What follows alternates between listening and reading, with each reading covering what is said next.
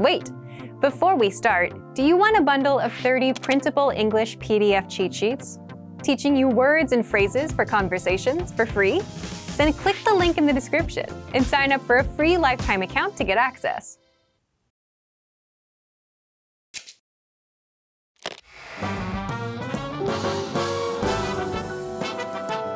Welcome to EnglishClass101.com's English in 3 minutes, the fastest, easiest, and most fun way to learn English. Hey everyone, I'm Alicia. In this series, we're going to learn some easy ways to ask and answer common questions in English. It's really useful and it only takes 3 minutes. In this lesson, you're going to learn how to ask what someone's job is in natural English. Of course, you can just say, "What is your job?" This is correct English, but it sounds too direct and awkward. Native English speakers almost never say this in a social situation. Instead, they use a different question. But before we master that, we need to compare it to a very similar question. What are you doing? I'm presenting a video about English. What do you do? I'm an English teacher. Do you see the difference? These two questions, what are you doing? And what do you do? Sound similar, but mean different things. The first one is asking what you are doing right now, this minute. You answer it using an ing verb. What are you doing? I'm reading. I'm watching TV. While the second is actually a shortened version of what do you do for a living? This is how we ask, what is your job in natural English? Let's practice this question. What do you do? What do you do? When native speakers of English ask this question, it can come out very fast and sound more like, what do you do? In order to tell it apart from, what are you doing? Just listen for the ing sound on the end of the question. If it's not there, then you're being asked what your job is. So how would you answer this question? Just think of it as if the other person is asking you, what is your job? You could answer with, I am, plus your job. I'm a teacher. I'm a teacher. Or, I'm an engineer. If you want to learn more job names, go to EnglishClass101.com and check out the core word lists. These cover job vocabulary and more, and include a picture and audio to help you perfect your pronunciation. You can also mention the place that you work at, starting with, I work at. I work at a hospital. I work at a hospital. I work at a law firm. I work at a law firm. If you work for a big company that is well known, you can say, I work for, and then the name. I work for Microsoft. I work for Microsoft. I work for the New York Times. I work for the New York Times. Now it's time for Alicia's advice. When you ask the question, what do you do? And the other person tells you their job, it's polite to make some kind of positive comment about his or her job. For example, how interesting, or that must be exciting, or even, oh, really? Remember to sound sincere. Do you know how native English speakers ask each other what their hobbies are? Hint, we don't use the word hobbies. Find out next time in the third English in 3 minutes lesson. See you next time.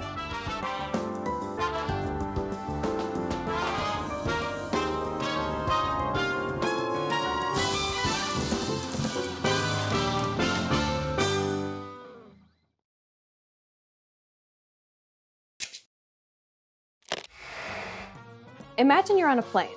There's someone next to you. What do you say? Hi, Alicia here. Introducing yourself in English is easy. In this lesson, you're going to learn how with Gustavo and Henry, who meet on a plane. Gustavo's moving to New York. His family is going to join him later in the month. Henry is in the seat when Gustavo gets on the plane. Let's watch. Excuse me. Sorry about that. Hi. How do you do? I'm Gustavo. Nice to meet you, Gustavo. I'm Henry Edens. I'm sorry. Can you say that again, please? A bit slowly? Henry Edens. Henry Edens. That's it, but please call me Hank. Hank, nice to meet you. Now with subtitles. Excuse me. Sorry about that. Hi, how do you do? I'm Gustavo. Nice to meet you, Gustavo. I'm Henry Edens. I'm sorry. Can you say that again, please? A bit slowly? Henry Edens. Henry Edens. That's it, but please call me Hank. Hank, nice to meet you. Here are the key words from the scene.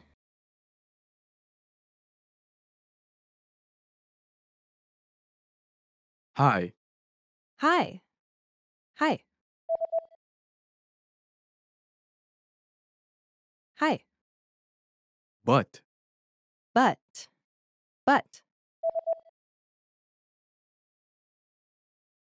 But.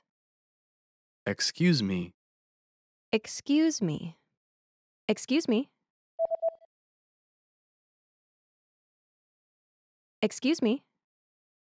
two, Two. Two. Two. nice to meet you. Nice to meet you. Nice to meet you. Nice to meet you. How do you do? How do you do? How do you do? How do you do?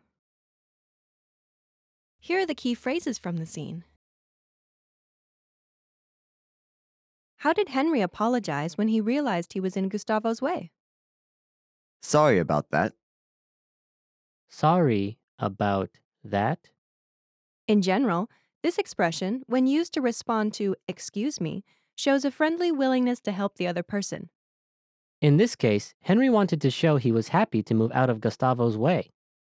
You can also use it to apologize for a small mistake, like bumping into someone on the street or blocking someone's way in the aisle of a supermarket. Now you try. Say Henry's line after Gustavo speaks.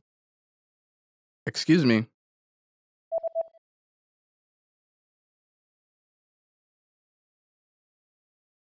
Sorry about that. Later, Gustavo also used the word sorry to apologize when he didn't understand Henry's name. Which phrase did he use? I'm sorry. I'm sorry. This is a very common phrase in English for many situations, but here, Gustavo uses it to indicate he didn't understand something. Now you try. Say the line after Henry speaks. I'm Henry Edens.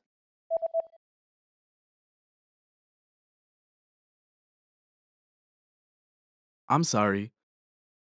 Because Gustavo did not understand something, he asked Henry to repeat what he said. To do this, what polite question did he use? Can you say that again, please? Can you say that again, please? In response, English speakers will usually repeat what they have said and will use the same words. Now you try. Ask the question after Gustavo says, I'm sorry. I'm sorry.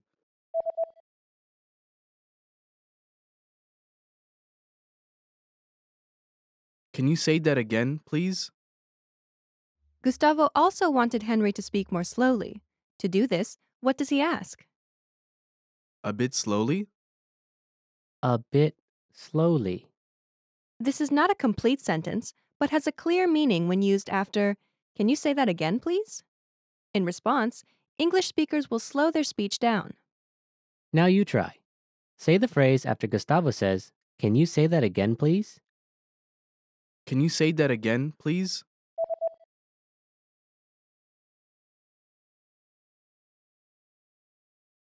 A bit slowly?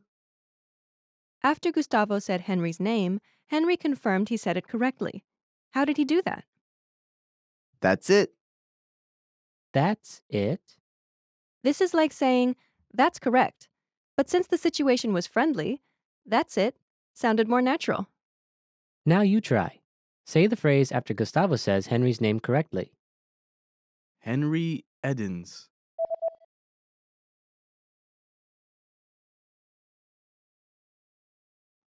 That's it. Now the lesson focus.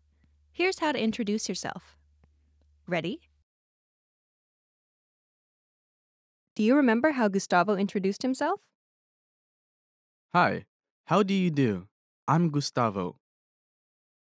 When Gustavo introduced himself, he started with, hi, and then used a set phrase. How do you do? How do you do? This is a polite expression people often use with an introduction. It sounds like a question, but it has no particular meaning, and there's no expectation the other person will try to answer it.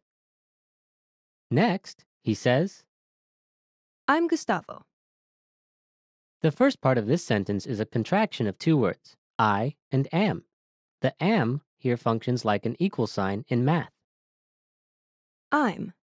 I'm The next word in the sentence is a name. Gustavo. Together it's. I'm Gustavo. The structure of the pattern is Hi, how do you do? I'm plus. your name. Now you try. Imagine your name is John.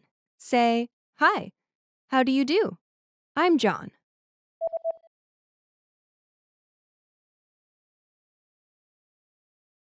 Hi, how do you do? I'm John. Now imagine your name is Eichel. Say, hi, how do you do? I'm Eichel.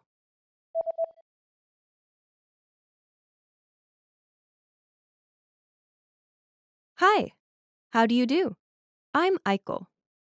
Now use your name.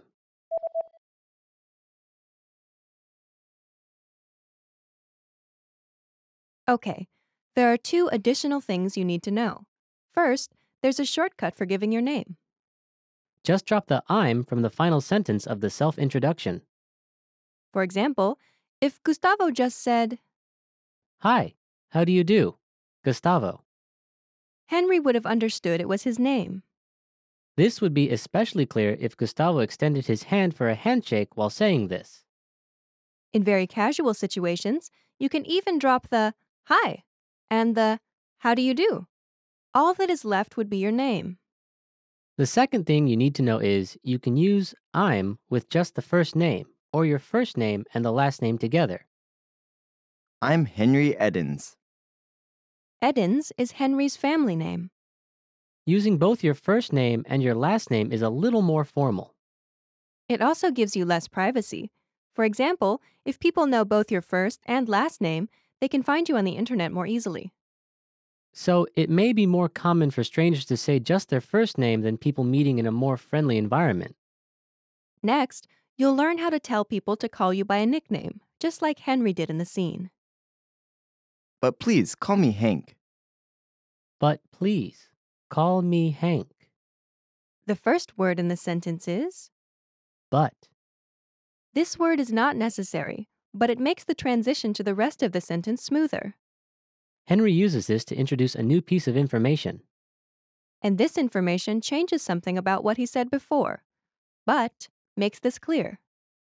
The next word introduces a polite request. Please. Please. Next is a request to use a certain name. Call.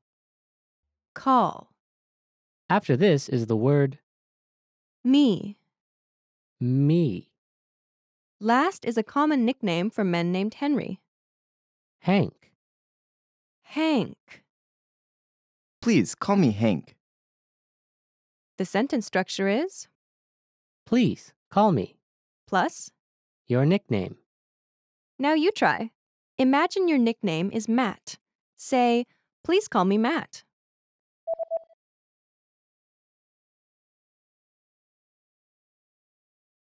Please, call me Matt. Now imagine your nickname is Lulu. Say, please call me Lulu.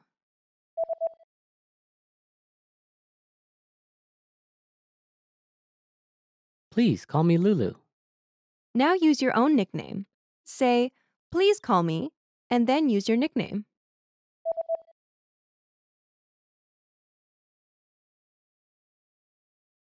Finally, when you meet someone for the first time, it's polite to say a set phrase at the end.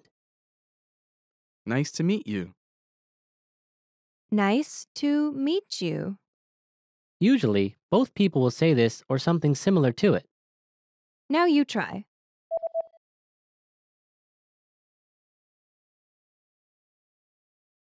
Nice to meet you. Now it's time to practice your new ability. Let's practice. This is your chance to introduce yourself. Try to remember what you learned and practice by speaking aloud. It's your first day in the US, and you're meeting your new neighbor. Ready? Here we go. What's the first thing you say to someone you've just met?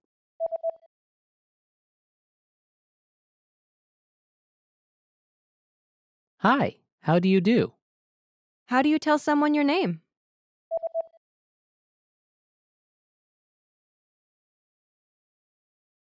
I'm name. I'm Henry Edens. How do you tell someone your nickname?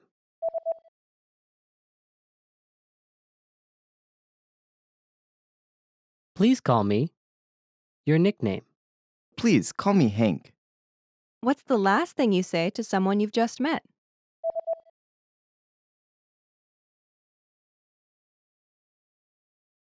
Nice to meet you. Great job. You've just introduced yourself. You'll follow this same pattern many times, so be sure to practice it. Well done. Now, watch the scene one more time. After that, go and practice with all your American friends, or with us in the comments. Bye!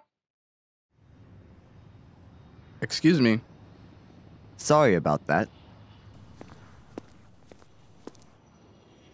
Hi, how do you do? I'm Gustavo. Nice to meet you, Gustavo. I'm Henry Edens. I'm sorry. Can you say that again, please?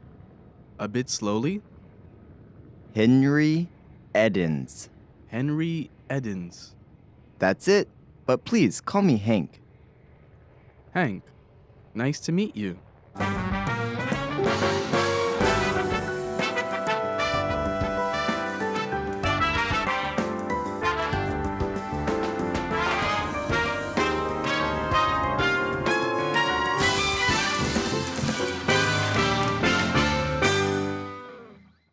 Did you download your free PDF cheat sheets yet?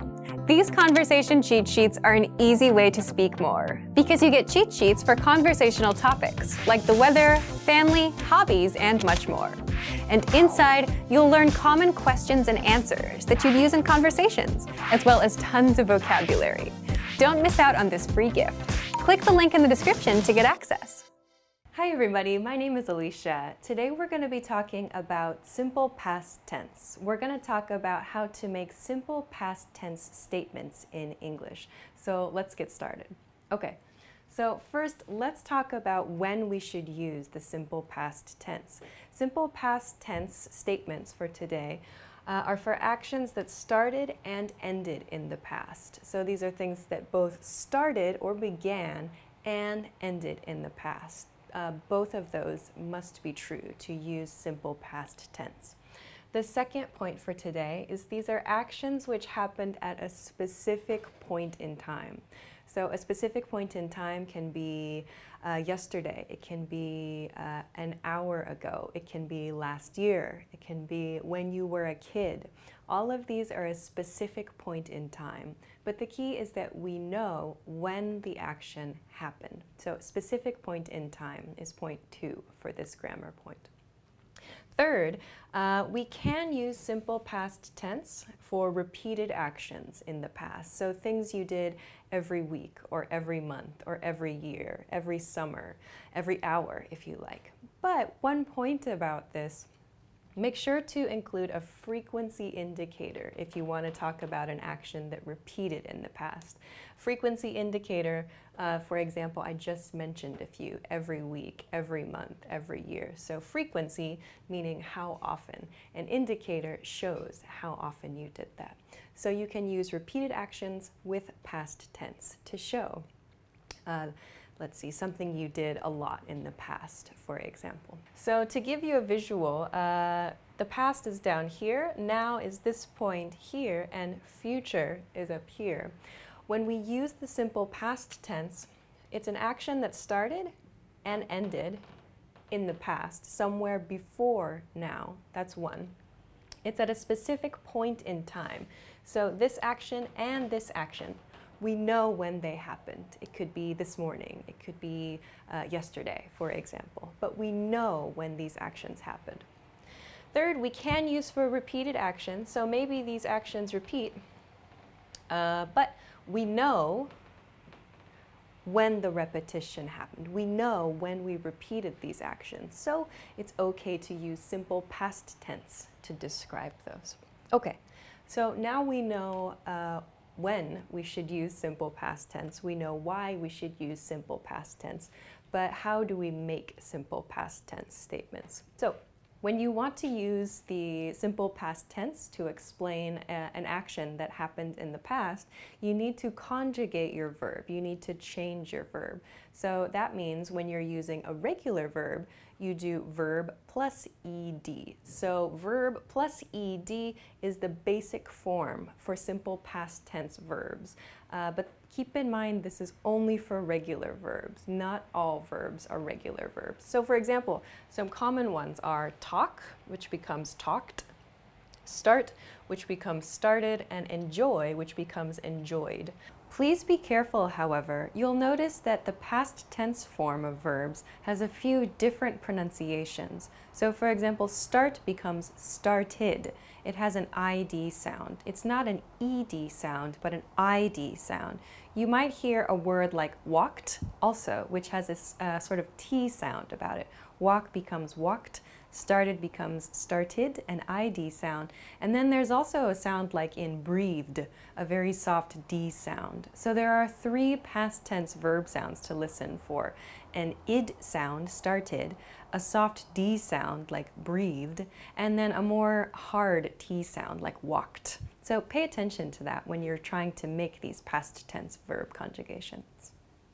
Okay, but some verbs are irregular verbs. Irregular verbs do not have a simple rule for understanding past tense conjugation, how to change them in past tense. There's no rule for these. You simply have to practice. You have to remember them, read them, listen to them, until you can remember the correct conjugation, the correct way to change these verbs into the past tense. So, for example, some common ones are eat, which becomes ate, speak becomes spoke, and make becomes made.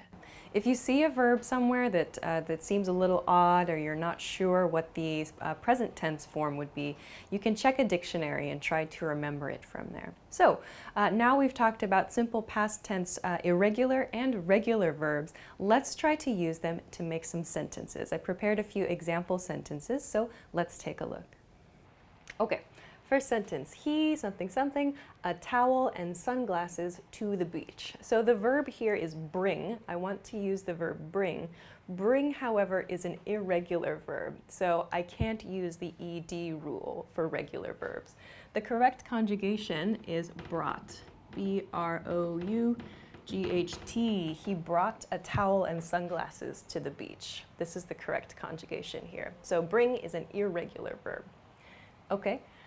Let's go to the next sentence. They, something, something, to the gym every day last week. So here I'm showing you a repeated action. Here I'm using every day. This is a frequency indicator. How often did I do that action? And last week shows the specific point in time. So I'm using both of these 2 points in addition to a simple past, the basic simple past structure here. So the verb that we want to use here is go, but go is an irregular verb, so we can't use goed, for example.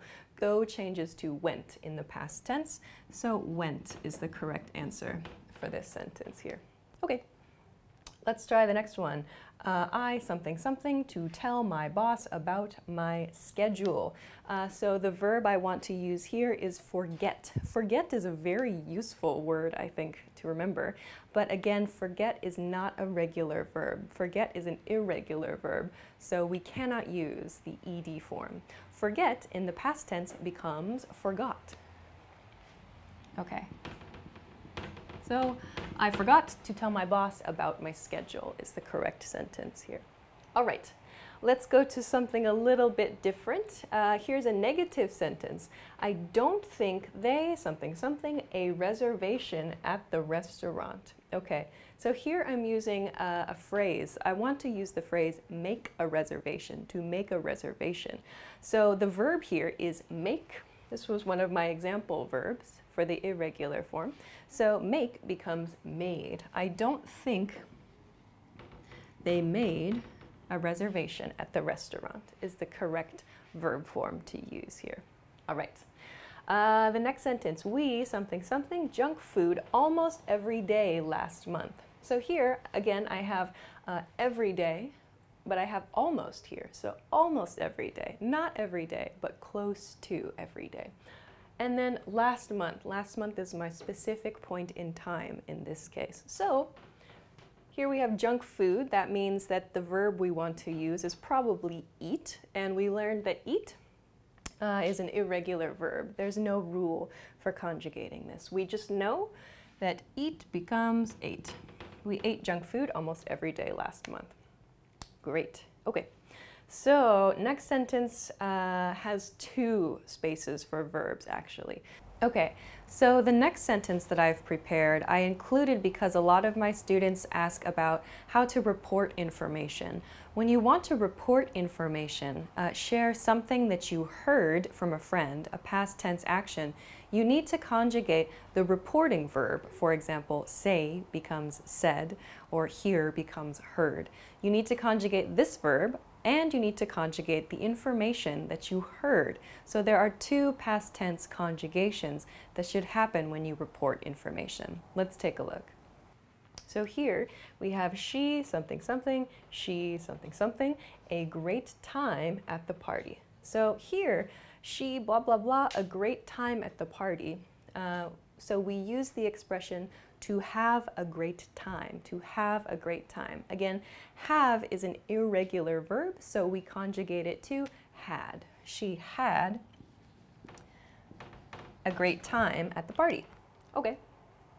But then to report your speech, so someone gave you information, past tense, give becomes gave you information. So the verb for giving information, a neutral way to pass information is say.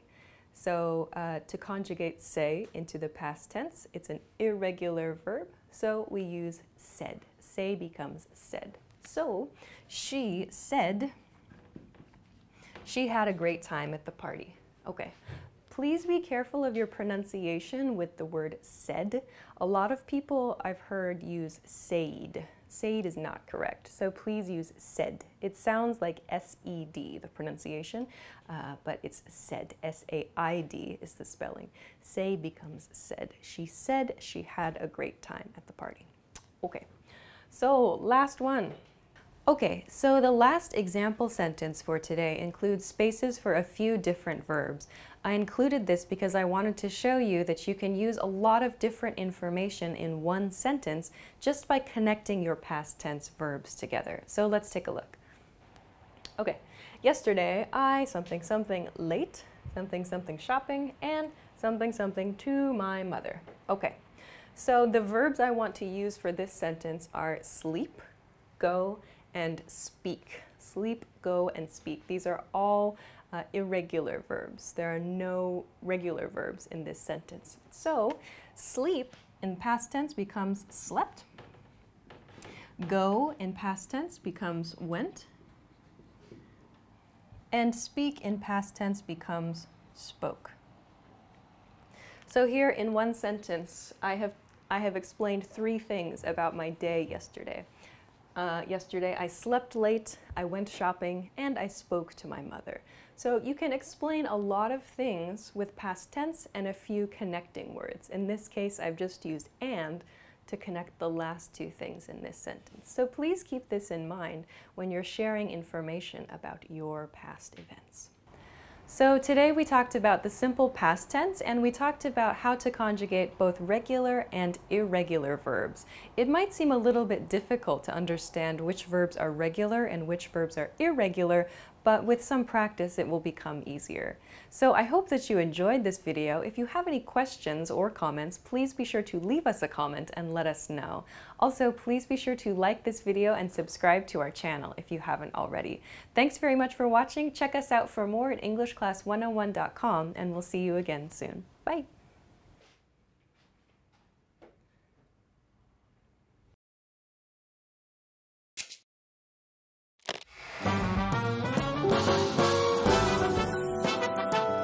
Welcome to EnglishClass101.com's English in 3 minutes, the fastest, easiest, and most fun way to learn English.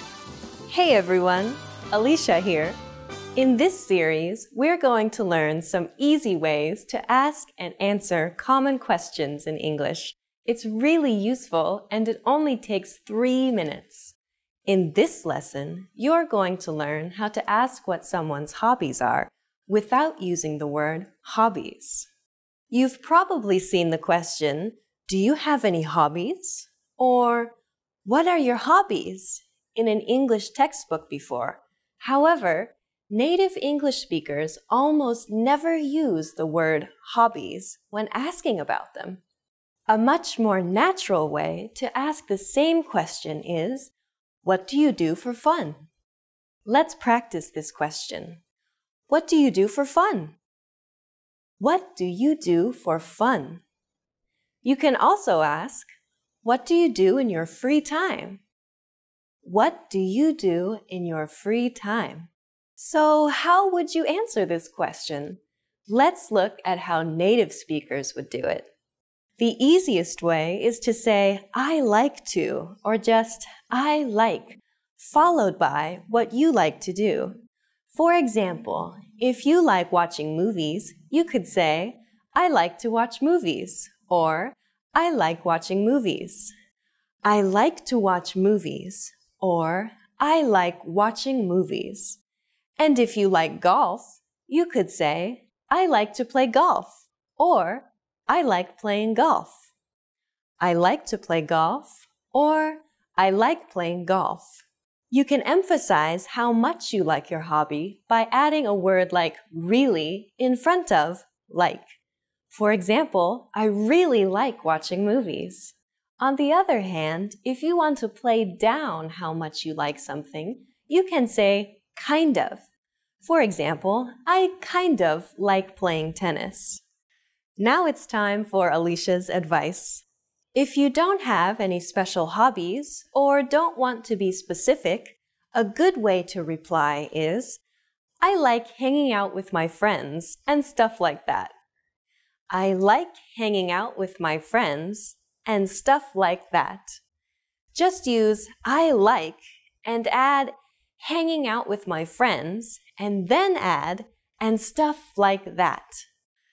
How do you answer the question, where are you from? It doesn't even have a verb. We'll cover this and more in the next English in 3 minutes lesson. See you next time.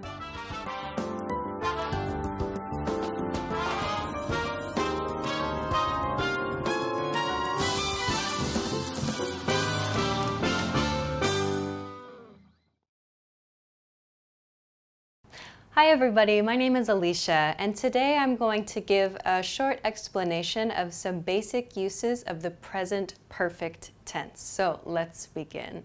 Okay, the present perfect tense, what I'm going to talk about today, there are two basic points to think about when using the present perfect tense. We use the present perfect tense first, number one, to express a life experience. So this can be a life experience you have had or a life experience you have never had. So we use this grammar point to talk about life experience, but with one key nuance. This life experience, it happened at a non-specific or an unimportant point in time. So the point in time when this life experience happened is not important in this sentence. In the sentence where you use the present perfect tense, the point in time where you had the experience is not the focus of your statement. The focus of your statement is just the life experience. So to give a visualization of this, on a timeline with past, present, and future, the present perfect tense is used to express a life experience at a non-specific point in time, meaning we use it for some experience you had at some point before the present, some point before the current conversation. So we use the present perfect tense to talk about a life experience that happened at a non-specific point in the past. So when specifically this experience happened is not important.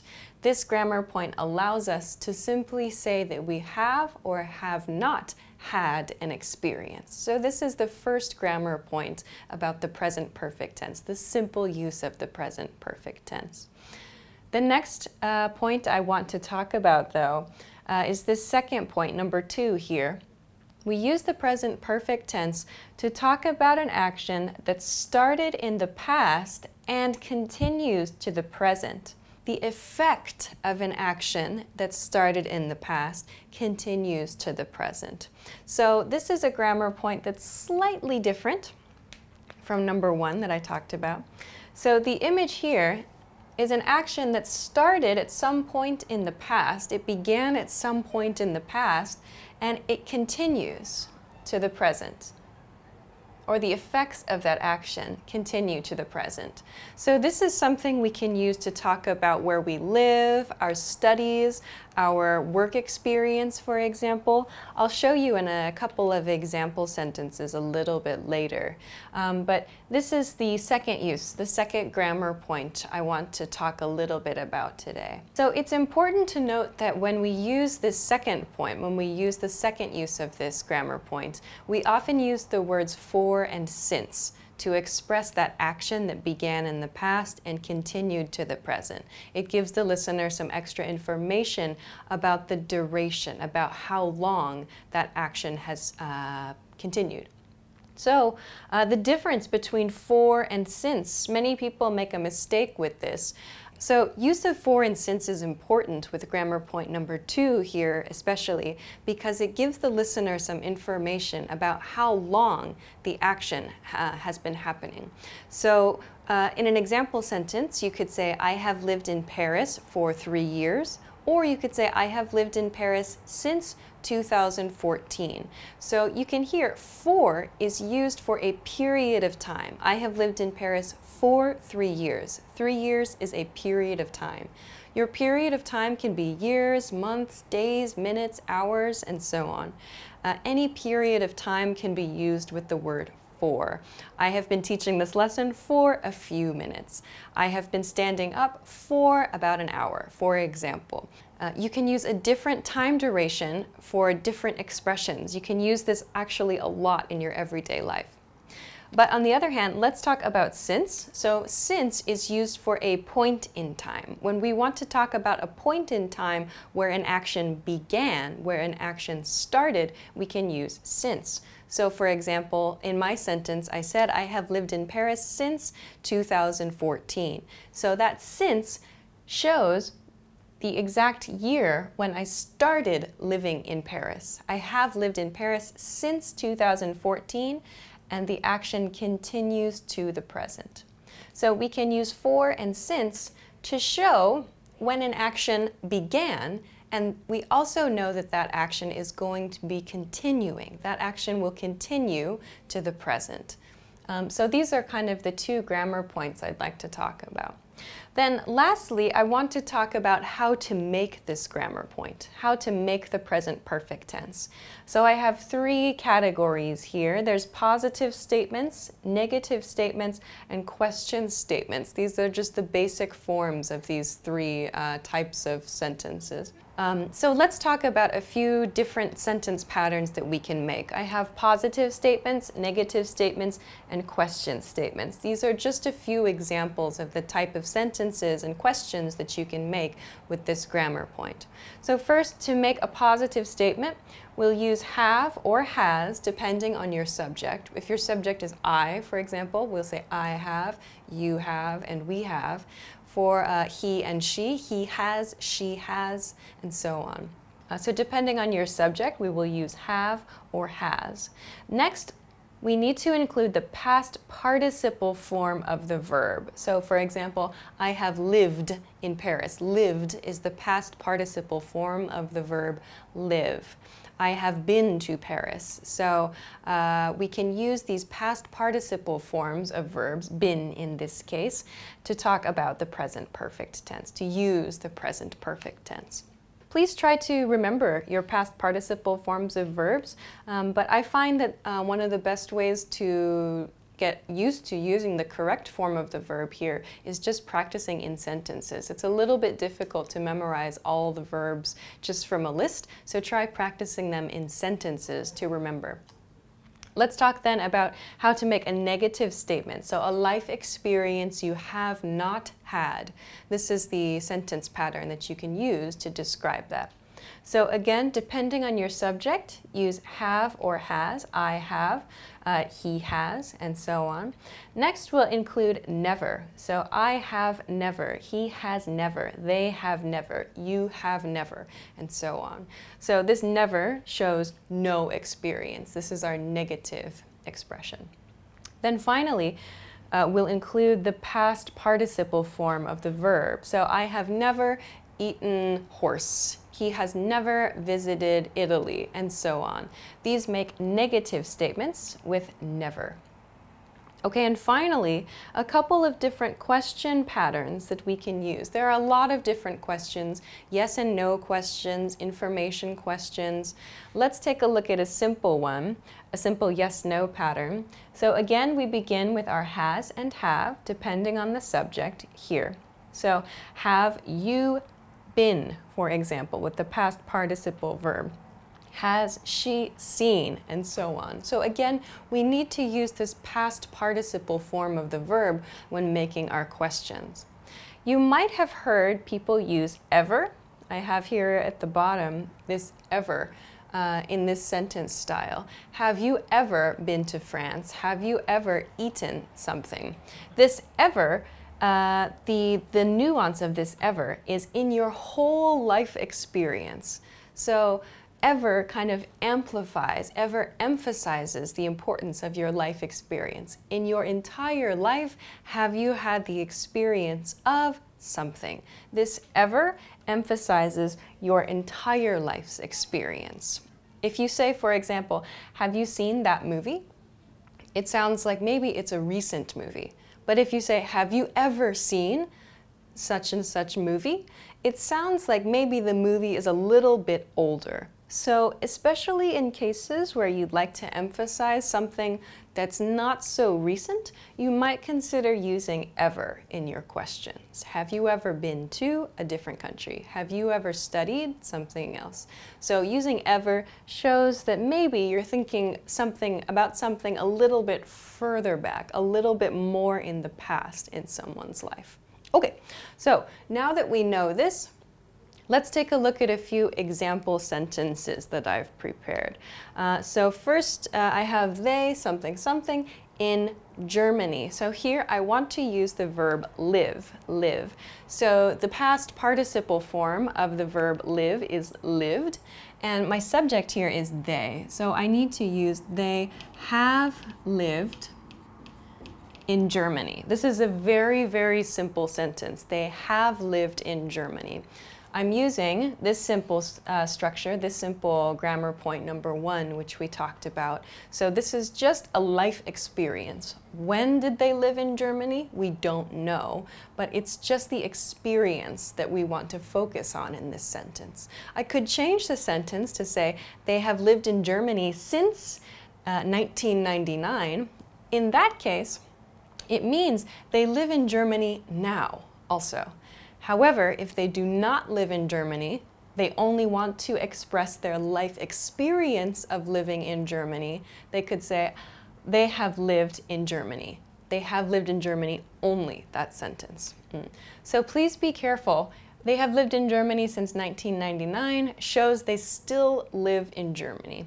Saying they have lived in Germany shows only a life experience. If you'd like to give more information about where they live now, do it in the next sentence. They have lived in Germany, but they travel around a lot and now they're living in Paris, for example. So using the present progressive tense to give some more information in the next sentence. Okay, so here we see grammar point number 1 is being used in this first sentence. Let's take a look here at a negative sentence. I something something, never something something to Italy here. We have the subject I here. We know that it's a negative sentence because it's never, so we need to use I have never. And then if I want to use the verb be, if I want to use the verb be, the past participle form of the verb be is been. I have never been to Italy is the correct sentence here. So I'm expressing no experience in my life. I have never been to Italy, meaning, as we talked about with grammar point number 1, in my whole life, I have not had an experience. So there's no time point being used here. I have never had the experience of going to Italy. Okay. Now, let's talk about the next example sentence. She something something something the test 3 times. So here I want to use the verb take. So to take a test. Take is going to be the verb for this sentence. So here my subject is she, and I know this is a positive sentence, a positive statement. So I'm going to use has, she has, and take, the past participle form of the verb take, is taken. She has taken the test 3 times. So this sentence shows in her life experience, at 3 times, 3 points in her life, she has taken the test.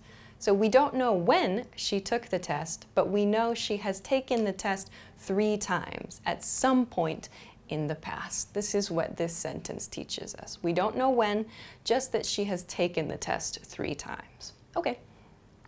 Next, let's look at this sentence. Maybe a very useful sentence for some people who are watching this video on this channel. So this is I something something English for 2 years. Okay, so there's a big hint word here.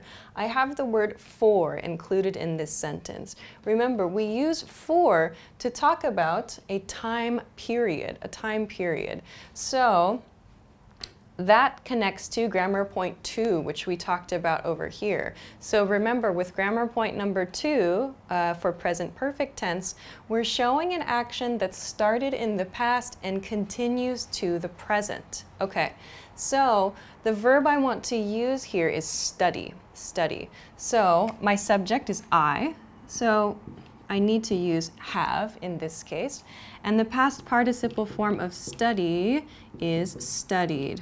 So I have studied English for 2 years. This shows us a length of time, a period of time, a duration for your studies. It shows your studies are continuing. You are still studying English. 2 years ago, you started, and you have continued since that time. You have continued studying for 2 years. So this sentence shows us that you have studied English and how long you have studied English. Lots of information here. Okay, let's talk about the next sentence, a question sentence now. Okay, so here my subject, I have he is here. So I know that because the subject of the sentence is he, I need to begin my question with has. Has he something something? So here I want to use the verb take. Take out the trash is sort of a set phrase. So the past participle form of take is taken. Has he taken out the trash? Meaning, perhaps today, at some point, has he taken out the trash? So maybe we don't know when, and when he took out the trash is not important. Just has he finished the task at some point today? So we use the present perfect tense for that. So we can use the simple past sentence, did he take out the trash? But the reason that it sounds a little bit more natural to say, has he taken out the trash, is because of this point we talked about here, the effects of that action. So if he did or did not take out the trash, it could affect the people around him or the environment around him. So, has he taken out the trash? If the answer is no, it might mean there's some negative effect in the environment.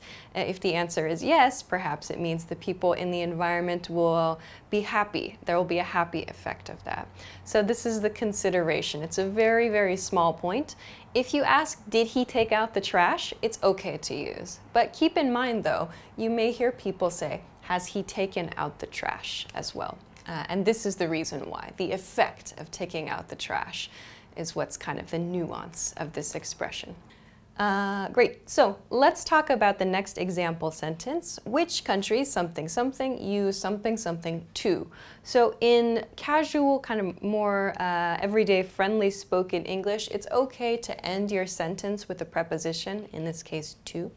So here I have an information question. Which countries, I need to use have or has here, plus you. So that tells me I should use have. Which countries have you? And I want to use, again, the verb be here. So I know it should be been. Which countries have you been to?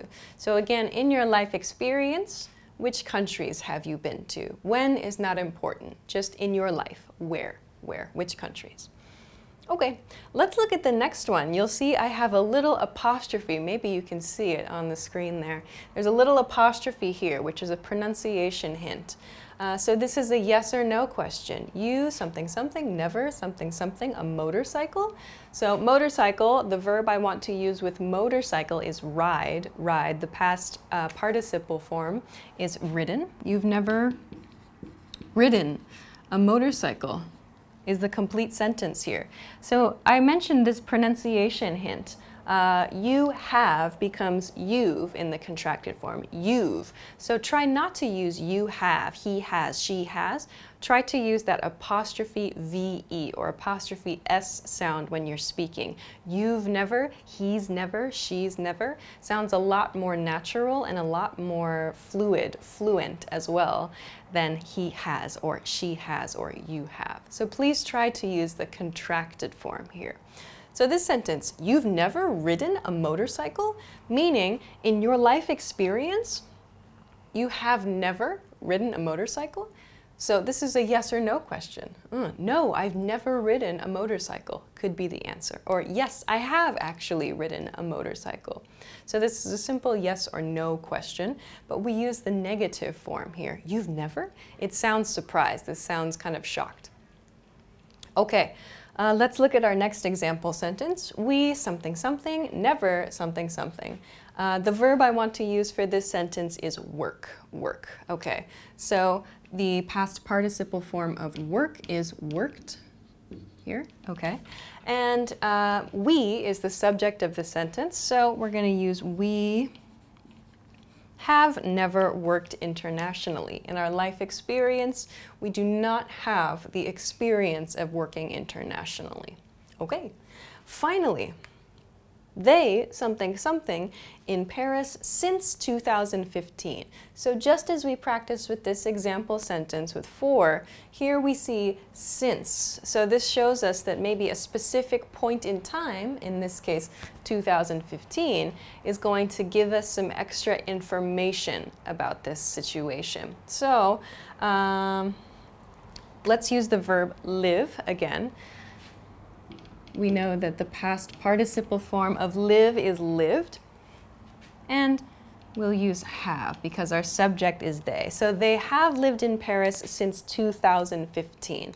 So this sentence shows us that in 2015, they moved to Paris and they have lived in Paris. They have continued living in Paris since that time. This sentence shows us that with since. Okay, so those are a few example sentences and a short introduction to how to use the present perfect tense, and also a little bit of information on using for and since. So I hope that this lesson was useful for you. If you have any questions or comments or want to try making a few example sentences, feel free to do so in the comments section of this video. Also, please make sure to like this video and subscribe to our channel if you haven't already. Also, check us out at EnglishClass101.com for more good stuff. Thanks very much for watching this lesson, and I will see you again soon. Bye! Now that you're finished with this lesson, don't forget, as a free bonus, you get over 30 conversation cheat sheets, but only if you sign up via the link in the description. You'll learn how to have flowing conversations and how to answer the most common questions. You can also print out these colorful cheat sheets to keep as physical study material. So don't miss out on this free gift.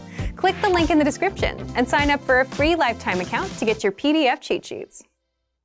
In this video, you'll learn 20 of the most common words and phrases in English. Hi everybody, my name is Alicia. Welcome to the 800 Core English Words and Phrases video series. This series will teach you the 800 most common words and phrases in English. But there's a twist.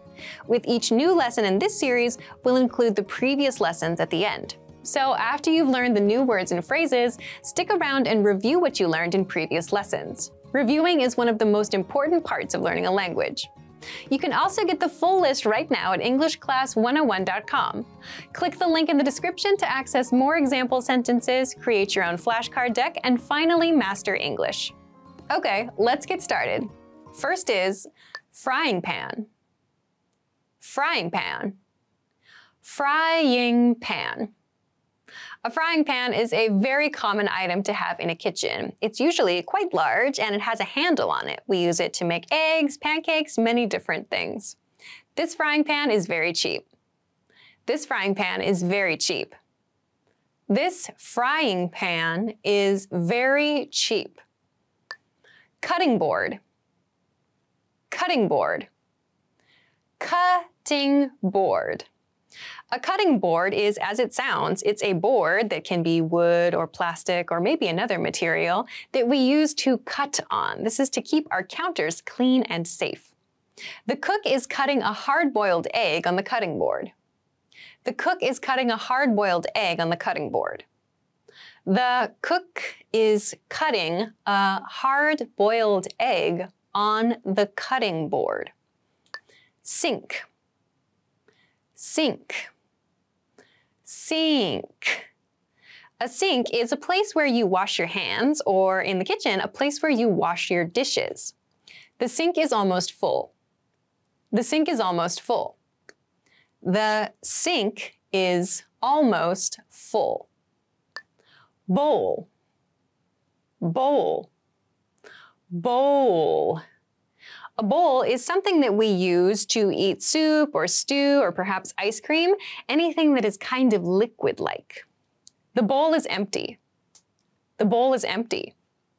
The bowl is empty. Exit. Exit. Exit. The exit is the opposite of the entrance. An exit is a way out of somewhere.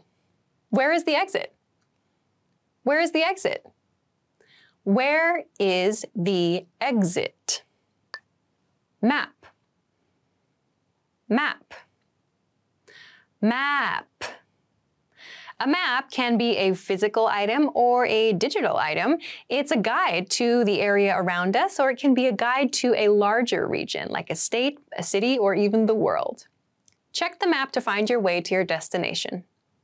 Check the map to find your way to your destination. Check the map to find your way to your destination. Suitcase. Suitcase. Suitcase. A suitcase is something that we use to keep our belongings in when we travel. A suitcase can be very small or it can be very large. Do not leave valuables in your suitcase. Do not leave valuables in your suitcase. Do not leave valuables in your suitcase. Tourist. Tourist. Tourist. A tourist is someone who visits a city or a country just to see the sights. They don't live there, they're just there temporarily for a short time to enjoy famous places. The tourist is taking pictures of the animals. The tourist is taking pictures of the animals. The tourist is taking pictures of the animals. Politics. Politics. Politics. Politics refers to the government of a country or to the government of a world. It's a popular discussion topic. People like to talk about policies, about people, and about ideas relating to world governments. The politician is talking politics. The politician is talking politics. The politician is talking politics. Biology. Biology. Biology. Biology is a subject of study. It's a subject in science. Biology refers to living things, to organisms, plants, animals, and creatures. Biology is the study of living organisms. Biology is the study of living organisms. Biology is the study of living organisms. Chemistry. Chemistry. Chemistry. Chemistry is another subject of study, also a science. Chemistry looks at very, very small scale reactions between chemicals, gases, many different kinds of things. The laboratory is a place to learn about chemistry. The laboratory is a place to learn about chemistry.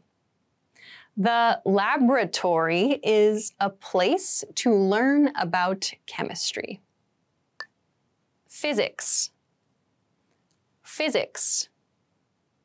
Physics. Physics is another topic in the science category. Physics looks at how we understand the world in terms of things like time and space and gravity. I know the basics of physics. I know the basics of physics. I know the basics of physics. Economics. Economics. Economics. Economics is the study of the economy, so this refers to the money that comes and goes and moves around inside a country, or around the world as well. Economics is a good background for many fields. Economics is a good background for many fields. Economics is a good background for many fields. Put. Put. Put. Put is a verb. We can understand it as meaning to place, so it sounds a little bit less formal than place. Please try to put this box on the top shelf. Please try to put this box on the top shelf. Please try to put this box on the top shelf. Remember. Remember. Remember. Remember is a verb. It means to recall information, to be able to think of something that you saw or heard or learned about in the past. I'll try to remember. I will try to remember. I will try to remember. Hold. Hold. Hold. Hold is a verb which refers to keeping something, usually in your hand. Hold on to the handrail. Hold on to the handrail. Hold on to the handrail. Shopping cart. Shopping cart. Shopping cart. A shopping cart is something we use in the supermarket. They're generally kind of large. We can push them around the store and we put our items inside. The shopping cart is empty. The shopping cart is empty. The shopping cart is empty. Plastic bag. Plastic bag. Plastic bag. A plastic bag is the bag that we get from many stores like supermarkets or convenience stores or maybe other retail stores. We get a plastic bag after we purchase items. The man is carrying a plastic bag full of groceries. The man is carrying a plastic bag full of groceries. The man is carrying a plastic bag full of groceries. Comedy. Comedy. Comedy. Comedy is an art form. It's the art of making people laugh. Comedy is also a movie genre. They're watching a comedy and laughing. They're watching a comedy and laughing. They're watching a comedy and laughing. Novel. Novel. Novel. A novel is a type of book. It's a long story. So there are many different kinds of books. Books that are novels refer to these long stories, often with complex plots and interesting characters. I like suspense novels. I like suspense novels. I like suspense novels. Well done. In this lesson, you expanded your vocabulary and learned 20 new useful words. Click the link in the description and sign up for free at EnglishClass101.com to get access to the full list of vocabulary you'll need for daily life conversations. You'll also get example sentences, custom flashcard decks, and more learning resources. See you next time. Bye! Hi everybody, my name is Alicia. In this lesson, I'm going to talk about could have, should have, and would have, what they mean, how to use them in the negative, and the differences between them. So let's get started. First, I want to begin with could have. Let's look at the positive and the negative meanings of could have. First, positive. We use could have, positive, for something that was possible in the past. So to give kind of an image of this, if our conversation is happening now, when we use could have, we're talking about something that had possibility in the past, something we were able to do, for example. An example sentence, if I had known you were throwing a surprise party, I could have helped. I could have helped. So here, could have shows us that this action, helping, was possible in the past. In this case, the speaker did not know some information, and as a result, this action did not happen, but it was possible at a point in the past. The speaker could have helped. Helping was a possibility in the past. So we use could have to express that possibility. The negative form, however, expresses the opposite. So in the negative, could not have expresses something that was impossible, so not possible in the past. So here, if we want to give an image, it's something that was not possible, something we were not able to do. Let's look at an example of this. No, that couldn't have been Sarah in the cafe just now. She's at the office. So here I'm using couldn't have, could not have, contracted, reduced, becomes couldn't. So that couldn't have been Sarah in the cafe just now. In other words, it's impossible that just now we saw Sarah in the cafe. Why? She's at the office. So in this case, maybe Sarah is the speaker's colleague, coworker. So we know Sarah is at the office. So we saw someone maybe who looks like Sarah at the cafe just now. But it's not possible it was Sarah because Sarah's at the office. So we can say that couldn't have been. So it's impossible that that was Sarah. So couldn't have been sounds much more natural than it's impossible that that was Sarah. So we use couldn't have been or could not have been. So positive form, something that was possible in the past. So be careful in maybe contrast. A key difference here is this is only about possibility. We're not talking about like a plan to do something or regret necessarily. We're only talking about possibility when we use could or could not here. So with this, let's move along to the next part. The next part, I want to focus on should have. So let's look at the positive form.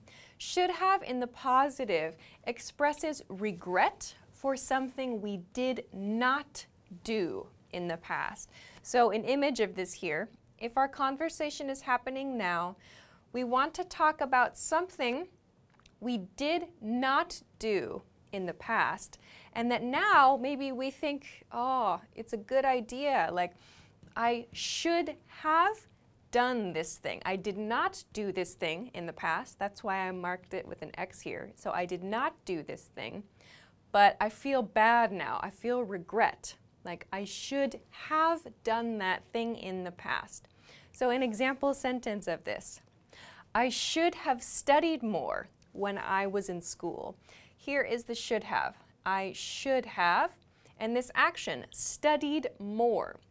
So, in other words, the speaker did not study enough in the past. The speaker feels he or she did not study enough in the past, regrets that, and wants to express the change. Like, I wish I had done this thing. I should have studied more when I was in school. So here we have more. This is a common pattern with should have or should not have.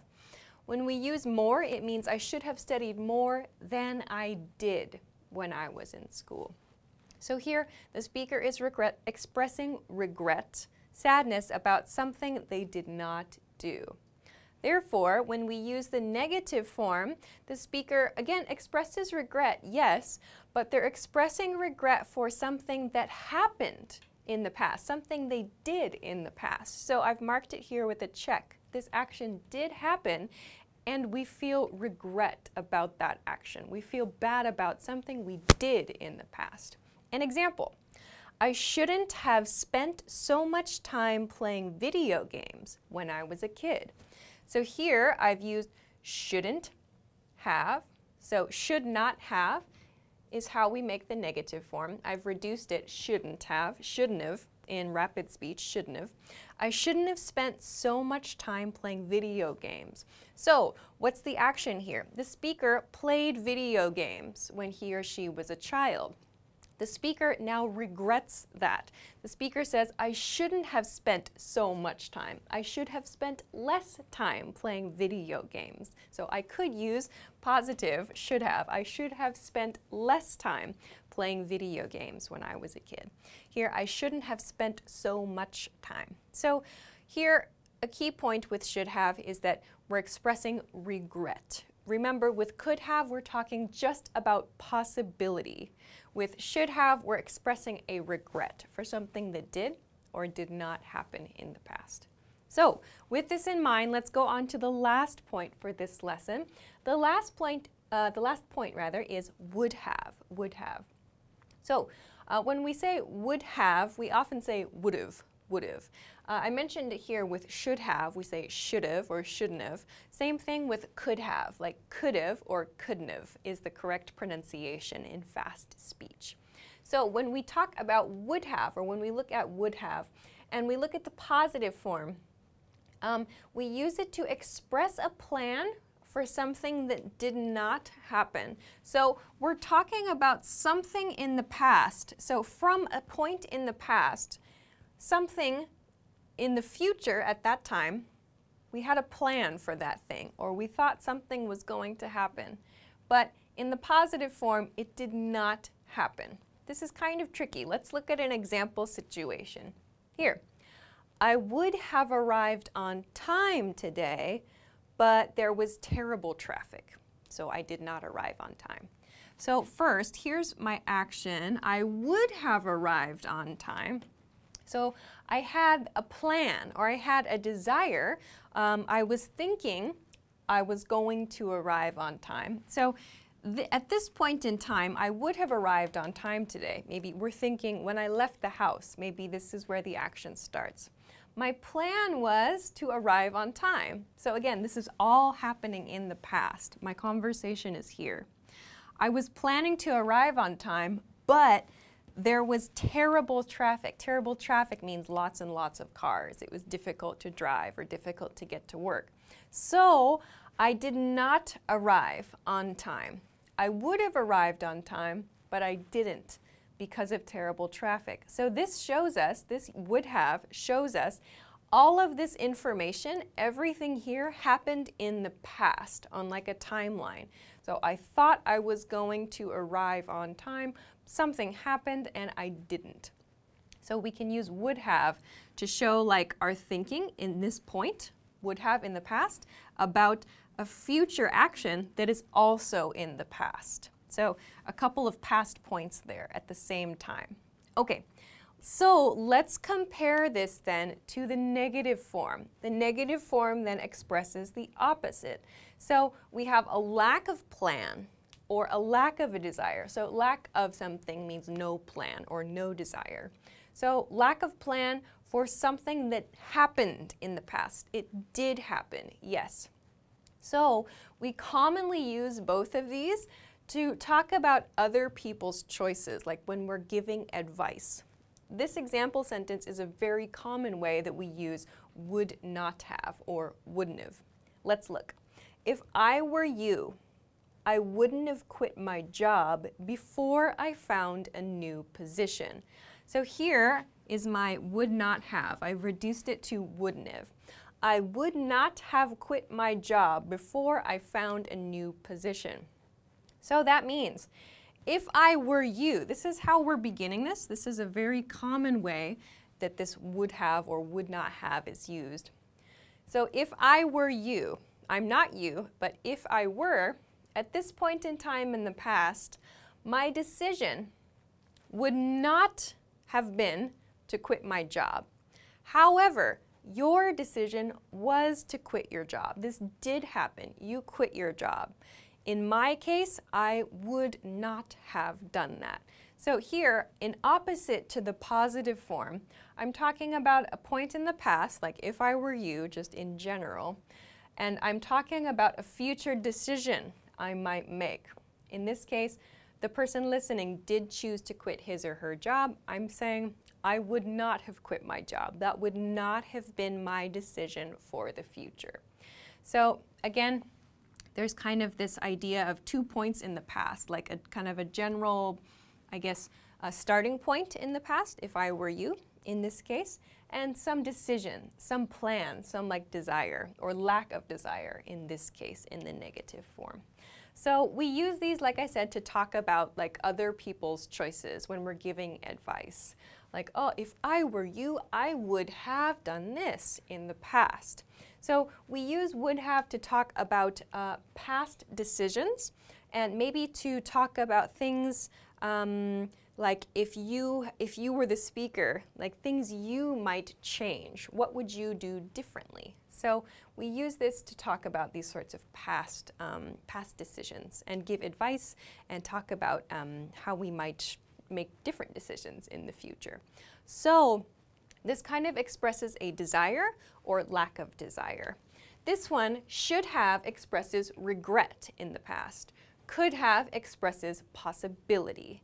So this is just a quick introduction to the differences between these three expressions and their negative forms. I didn't write the not here, so would not have. But if you have any other questions about this, please let us know in the comments.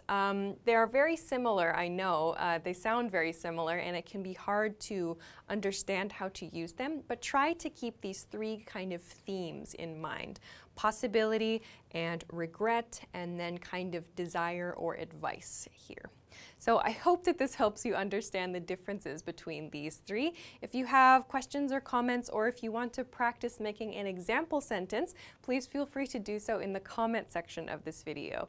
Of course, if you like the video, don't forget to give it a thumbs up, subscribe to our channel, and check us out at EnglishClass101.com for some other things that can help you with your English studies. Thanks very much for watching this lesson, and I will see you again soon. Bye-bye.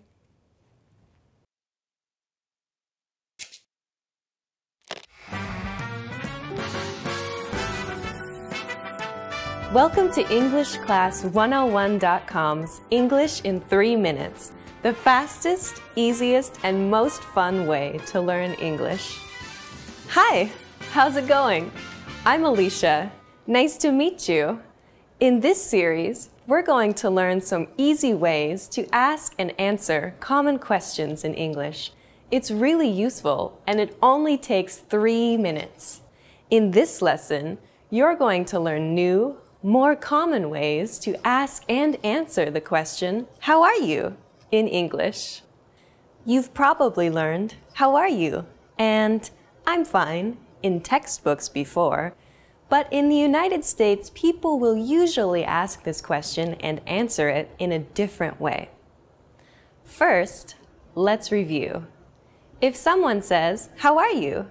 you can say, "I'm fine." I'm fine. Here are some other ways to answer. Pretty good. This means about the same thing as "I'm fine." Pretty good. We also have not bad. You can use this if you are feeling just okay or so-so. Not bad. Let's look at our question again. How are you? This is the most well-known way of asking how someone is. You could use it when you want to be polite. But now, let's look at some different ways to ask how someone is. These ways are more casual and much more common.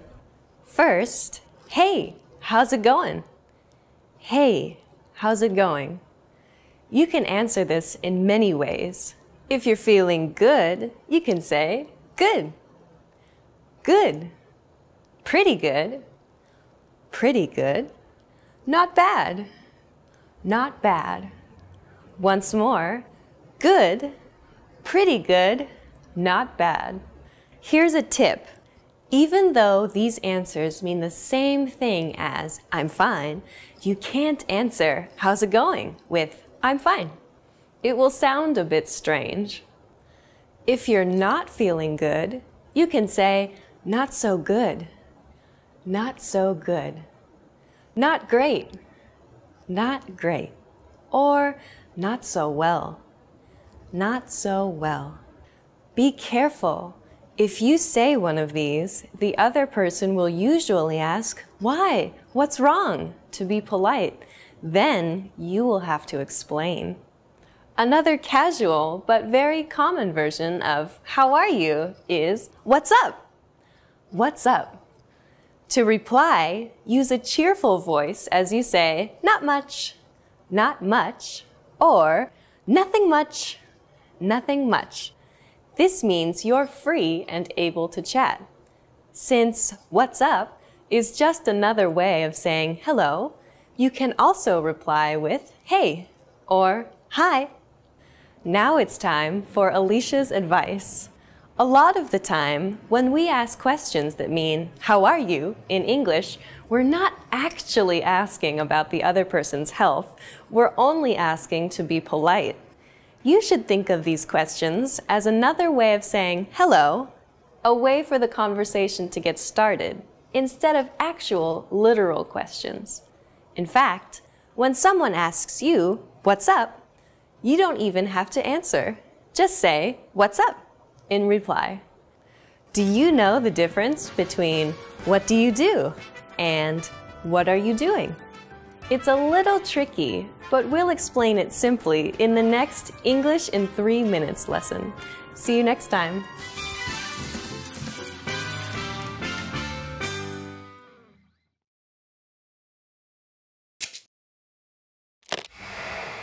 Hi everyone, I'm Gabriella. How are your English listening skills? In this video, you'll have a chance to test them out with a quiz. First, you'll see an image and hear a question. Next comes a short dialogue. Listen carefully and see if you can answer correctly. We'll show you the answer at the end. Are you ready? A woman is asking a store clerk something at a bookstore. Which book does the woman want to see? Excuse me, I'd like to take a look at a book on that shelf. Which book would you like? The one about cars. One moment, please. This one? Yep, that's right. Here you go. Which book does the woman want to see?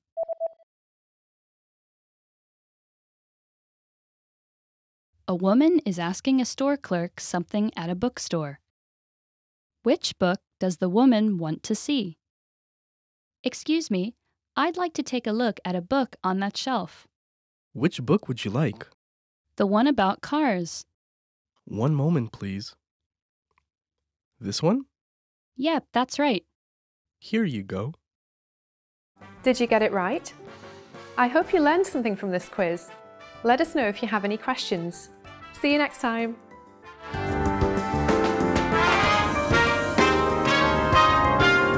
Hi everybody, welcome back to Ask Alicia, the weekly series where you ask me questions and I answer them. Maybe. Okay, let's get to your first question this week.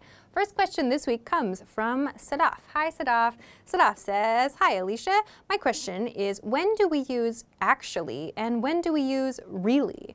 I'm always confused about whether to use really or actually in a sentence. Love from Pakistan. Cool, thanks for the question. Sure, yeah, let's talk about really and actually. Let's start with the word really. We use really to emphasize something. We tend to use it a lot, for example, in front of adjectives, when we want to show that something is especially or extra that adjective. For example, this is really beautiful, or that dinner was really delicious. You can think of this use as similar to very, right? So when we want to emphasize something, we say that it is really something. In contrast, actually is used to talk about things that are truly something else. So I can understand why really and actually might seem like they have similar uses, but we use actually when we want to clarify something, when we want to express that something is true or something was real. So we use this when maybe someone has made a comment that is not true or is not correct, and we want to correct their comment. So for example, if someone says to you, hey, didn't you pass your English exam last week? That was last week, right? You might say, actually, my exam is next week. So that actually means truly or really, or it's like a kind of correction to the thing the other person said. So we use actually when we need to correct or clarify something. We use really when we need to emphasize something. Here's another example with actually. Let's look at another example situation. Hey, I haven't received that file yet. Did you send it to me? Oh, actually, I forgot. I'm so sorry about that. So in that example situation, it might be someone clarifying the situation for another person. So they use actually to express some kind of true or real information. So I hope that this helps you understand the differences between really and actually. Emphasis and kind of clarification or correction of information. Thanks very much for the question. Okay, let's get to your next question. Next question comes from Nabil. Hi Nabil. Nabil says, what is the difference between or and nor? Thank you. Yeah, good question. They seem really similar, right? Or and nor. There's just one letter different. So we use or and nor in positive and negative expressions. For example, when you're choosing between two things, someone might offer you a choice. They might say, would you like the red shirt or the blue shirt, for example? So we're using or to show an offer in this case, or we're using it in a question pattern. We use nor in negative sentence patterns. For example, you might respond to that as, I would like neither the red shirt nor the blue shirt. So you're showing that both of the options are not what you want. They're not what you're looking for. We use nor to express that. This tends to sound a little bit more formal. We don't use these kinds of patterns so much in everyday speech now, but you might hear them from time to time. So the key here, though, is that you're using it in a negative sentence. In this example, I said, I would like neither the red shirt nor the blue shirt. So using or in this example sentence would be incorrect. I would like neither the red shirt or the blue shirt would be totally incorrect. We have to match the negative, neither, with nor in this sentence pattern. So if you want to express that two choices or multiple choices are all not acceptable for you and you want to use this kind of pattern, you can totally do that. But just remember, you can't interchange or and nor. So in sum, or is used to present different options like colors or maybe sizes, whatever it is, and nor is used to respond to those in a negative sentence pattern. So I hope that this helps you understand the differences between or and nor. Thanks very much for the question. Okay, let's go to your next question. Next question comes from Sergey. Hi, Sergey. Sergey says, hi, teacher. Hope all is well. I just watched your video about the word shoot, and it reminded me of a song by Divine called Shoot shoot your shot. I thought the name of the song is something like an English idiom, and the meaning is do what you consider you have to do. Am I right? Is this expression used nowadays? Yeah, good question. So shoot your shot. Yes, you're very close with your example with do what you consider you need to do. The expression shoot your shot, it might be helpful to think of this as a sports-related expression. You can think of shoot your shot as meaning try to do the thing that you think you want to do. So for example, if you imagine a basketball player trying to shoot his or her shot, they try to make a basket in this example situation. So when you say shoot your shot to someone, it means try to do the thing that you think you want to do. There are many different situations where we use this expression. We tend to use it a lot in situations that have kind of a challenging feel, or maybe that make us a little bit nervous. Like for example, asking someone out on a date or talking to someone that you find attractive in a social situation. You might try to encourage your friend and say, go on, shoot your shot, which means try to talk to that person or try to get to know that person. So in those situations, it's always like try to do the thing that you want to do, or give it a go is another way you might hear this expressed. So these are all kind of encouraging expressions that are like saying try it. If you think you need to do it or you think you want to do it, give it a try. So that's what this shoot your shot expression means. Thanks very much for the question. I hope that it helped you. Okay, that is everything that I have for this week. Thank you, as always, for your great questions. Remember, you can send them to me at englishclass101.com/ask-Alicia. There is a link in the description if you want to check that out there. Also, please don't forget, if you like this video, give it a thumbs up and subscribe to this channel if you have not already. Also, check us out at englishclass101.com for some other things that can help you with your English studies. Thanks very much for watching this week's episode of Ask Alicia, and I will see you again next time. Bye! Yeah! Hi everybody, welcome back to Top Words. My name is Alicia, and today we're going to be talking about tongue twisters. Tongue twisters are phrases that are difficult to say, so they're really good chances to practice your pronunciation. Let's go. Sally sold seashells by the seashore. Sally sold seashells by the seashore. This one's difficult because of the s and sh sounds. Sally sold seashells by the seashore. Sally sold seashells by the seashore. Sally sold seashells by the seashore. That one's not so bad. Okay, okay, we'll move on. Next. Betty Botter bought some butter, but she said the butter's bitter. I've never seen this before. Okay. Betty Botter bought some butter, but she said the butter's bitter. That's a good one. That's a good one. I feel like you could have thrown the word like but in there somewhere too. Betty Botter bought some butter, but she said the butter's bitter. Ah, that's a good one. It's very bubbly. Betty Botter bought some butter, but she said the butter's bitter. It's like if I knew the words, I could probably say it faster. Betty Botter bought some butter, but she said the butter's bitter. Butter's bitter. Bitter, butter, bitter. But she bought some butter, but she said the butter's bitter. Is this enough? I don't know when to stop. How much wood would a woodchuck chuck if a woodchuck could chuck wood? The next tongue twister is also a classic one about woodchucks. Woodchucks are real creatures that exist on the west coast of the United States, primarily in Washington and Oregon. They're like beavers, but they don't live in rivers. They live in like forests and rocks. The tongue twister is, how much wood would a woodchuck chuck if a woodchuck could chuck wood? How much wood would a woodchuck chuck if a woodchuck could chuck wood? And then there's a common response to that, which is, it would chuck all the wood that a woodchuck could if a woodchuck could chuck wood. We definitely talked about this one in that English topics episode we did about tongue twisters. Lesser leather, never weathered, wetter weather better. Oh, I've never seen this. Lesser leather, never weathered, wetter weather better? Hang on, I'm just like astounded by the grammar of this sentence. Lesser leather, never weathered, wetter weather better. Oh, that's hard. It's the wetter weather better. Wetter weather better part. Those last three words. Lesser leather, never weathered, wetter better. Lesser leather, never weathered, wetter weather better. Wetter weather better. Weather. It's the weather better that's hard. Weather better. Weather better, weather better, wetter weather better. Yeah, that's it. Lesser leather, never weathered, wetter weather better. On to the next one. If two witches would watch two watches, which witch would watch which watch? If two witches would watch two watches, which witch would watch which watch? Did you write these? Did you write these? Did you find these on the internet?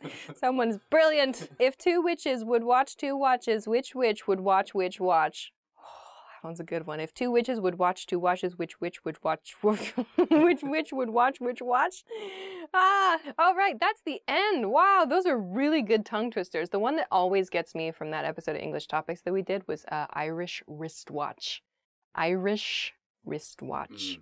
Hard one. And one we came up with the other day was sushi session. It's a good one, right? Yeah. They were like, let's go for a sushi session. I was like, that's hard. Sushi session, sushi session, sushi. That's a really good one too. Irish wristwatch and sushi session. All right, so those are Those are tongue twisters. Give them a try. They are really, really great ways to practice your pronunciation. If you know any other tongue twisters, please share them with us in a comment so that we can all give them a try. Thank you very much for watching this episode of Top Words. If you liked this video, please be sure to hit the like button and subscribe to our channel if you haven't already. Thanks very much for watching this episode, and we'll see you again soon. Bye!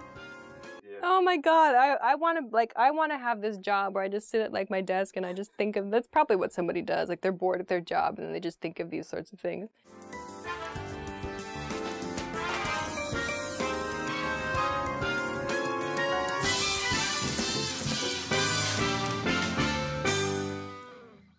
Hi everybody, my name is Alicia. Welcome back to Top Words. Today we're going to talk about 10 ways to stop translating in your head. Let's get started. Identify objects around you in English. The first way to stop translating in your head is to identify the objects around you in your target language. So if you're studying English, that means you look at the objects around the room. Look at the things in your life.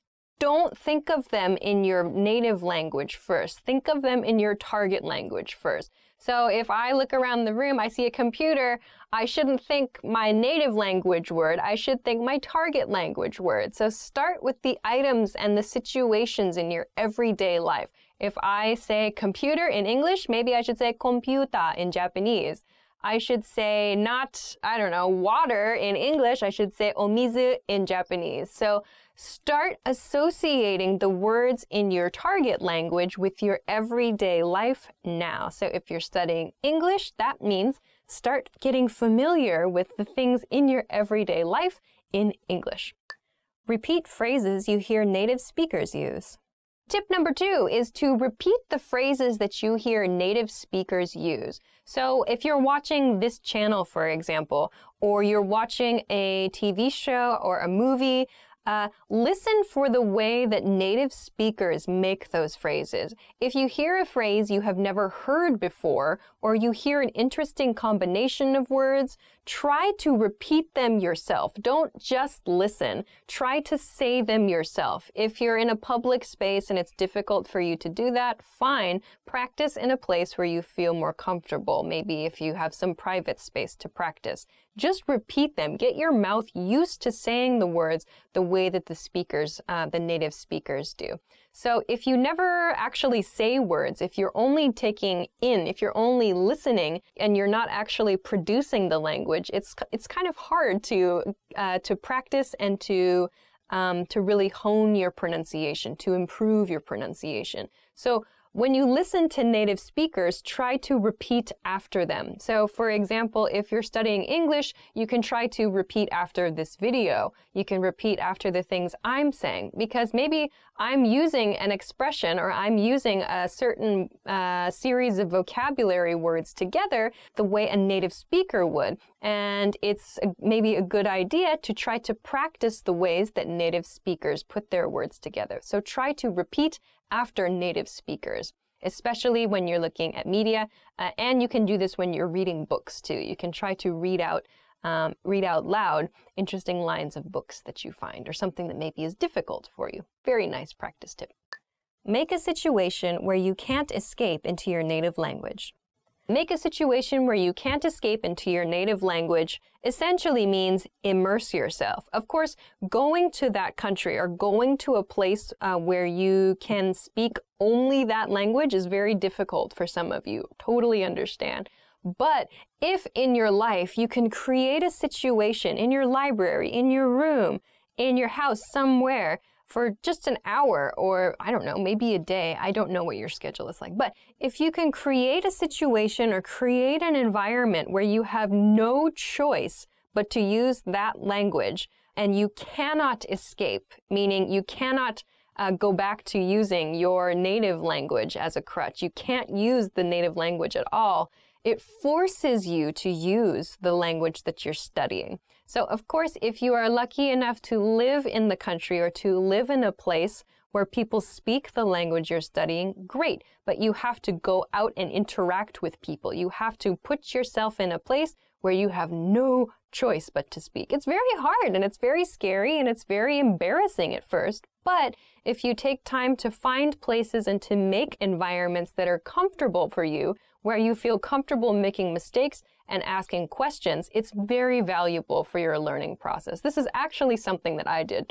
I totally did this. My Japanese wasn't very good for a long time, but then I started making friends who could not speak English. Actually, I just did this through finding hobbies. There was a hobby that I had. I joined a group. I joined actually a school where I could learn how to do that hobby. And everything was taught only in Japanese. And the people in my class only spoke Japanese, mostly. And then maybe we would go out for drinks and food late at night or on the weekends, and everybody spoke only Japanese. And if I couldn't communicate even simply in Japanese, I had no hope of keeping that friendship together. So it forced me to study. It forced me to think about the words they were using and to try to learn those words, those patterns, as well as how to produce them naturally myself. So I was learning the vocabulary words the people around me were using and learning how to apply them on my own. That was only possible because I had no escape in those situations. So try to do that, even if you can do it yourself in your house. It's super helpful, I think. Watch TV and movies in your target language without subtitles. Tip number 4 is to watch TV and movies in your target language without subtitles, So I think that watching with subtitles can be very beneficial. So if I'm watching something, or if you want to watch something with subtitles on, great. But I sometimes find that in my case, I think too much about reading the subtitles and I forget to listen. So maybe if you've seen a movie in your target language a few times with the subtitles on, try turning the subtitles off and think about the characters' body language, the words they're using. You can always look that up later. Look up the words you don't know in a dictionary, but try to do it where you're focusing completely on the way that people are using their words. Try not to use the subtitles. So kind of play around with it a little bit. If there's a word that's difficult for you to hear, you can actually turn on the subtitles in the native language of the movie as well. That's something that I've done. If I wanted to study Japanese, it's very useful when the actual words spoken in Japanese appear on the screen. Sometimes it's easier for me to catch a word if I see it visually and I hear it at the same time. So another way to kind of explore how you can use TV and movies is to actually turn on the closed captions, like the words on the screen in the native language of the movie. So this is sort of 2 points in one. So 1, watch movies without subtitles, meaning subtitles in your native language. And hint 2 is to watch movies with closed captioning on, but the closed captioning is in your target language, not in your native language. So you can try those 2 things with TV and with movies.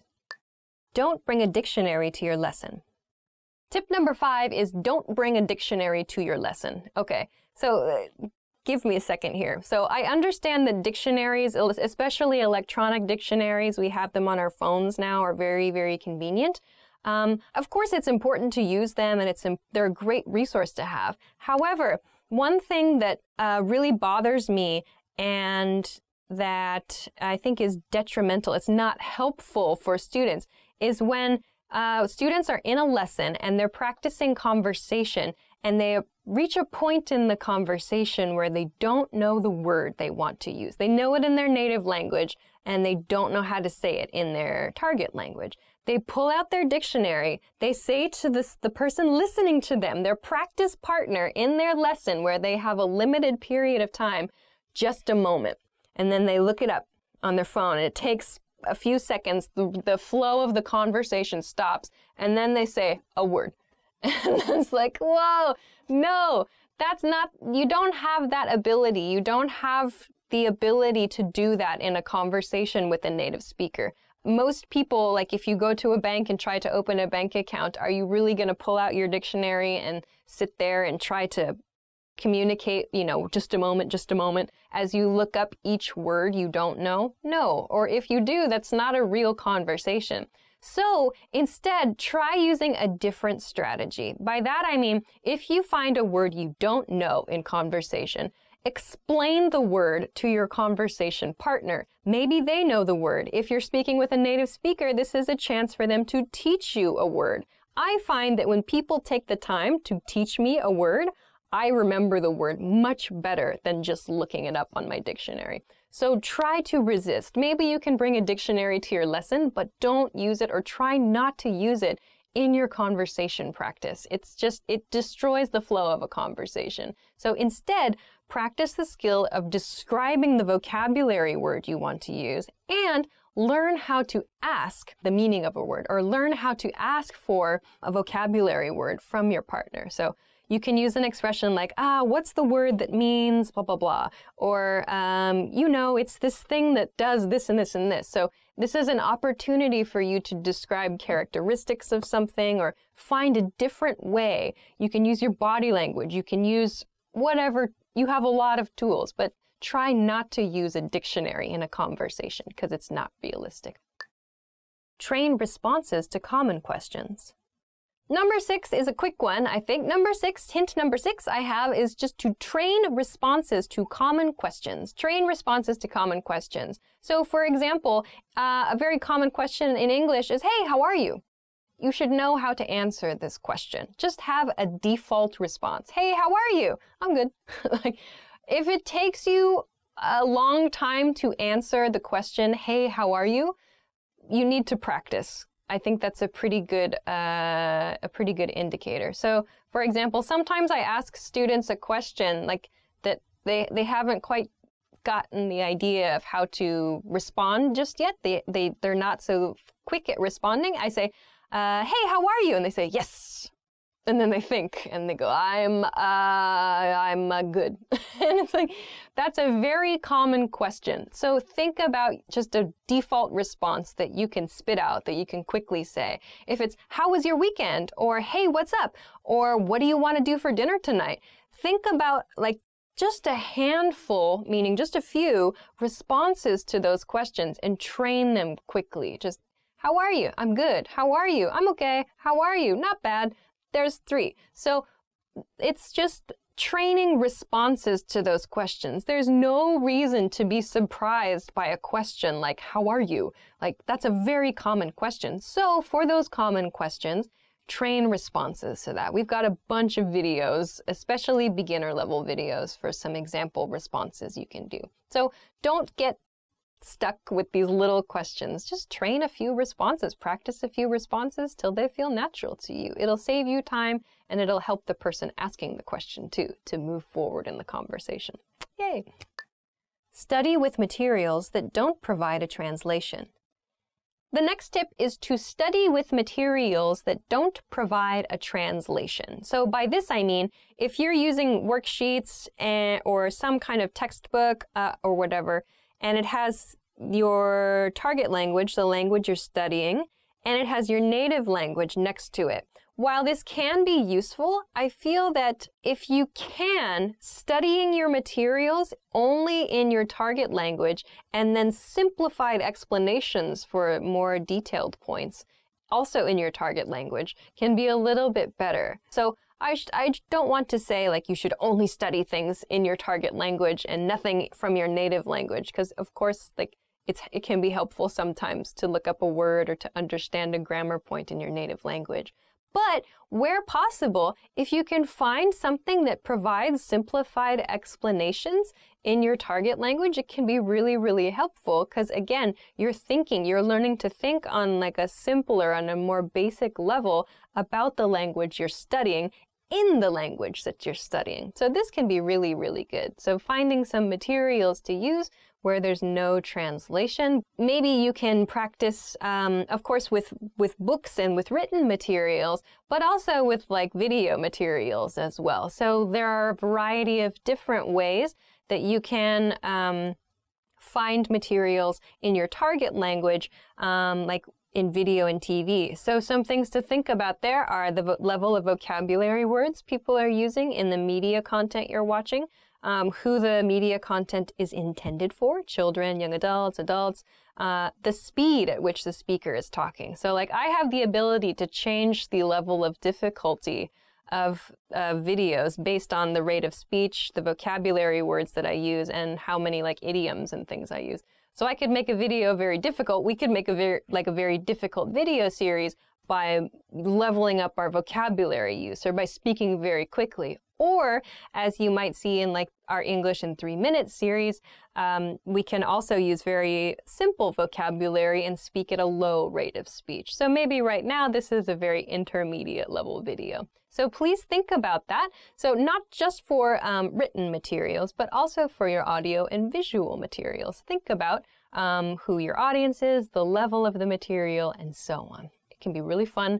And it can be helpful to think about your target language in your target language. All right, we're almost done. Study phrases in addition to single vocabulary.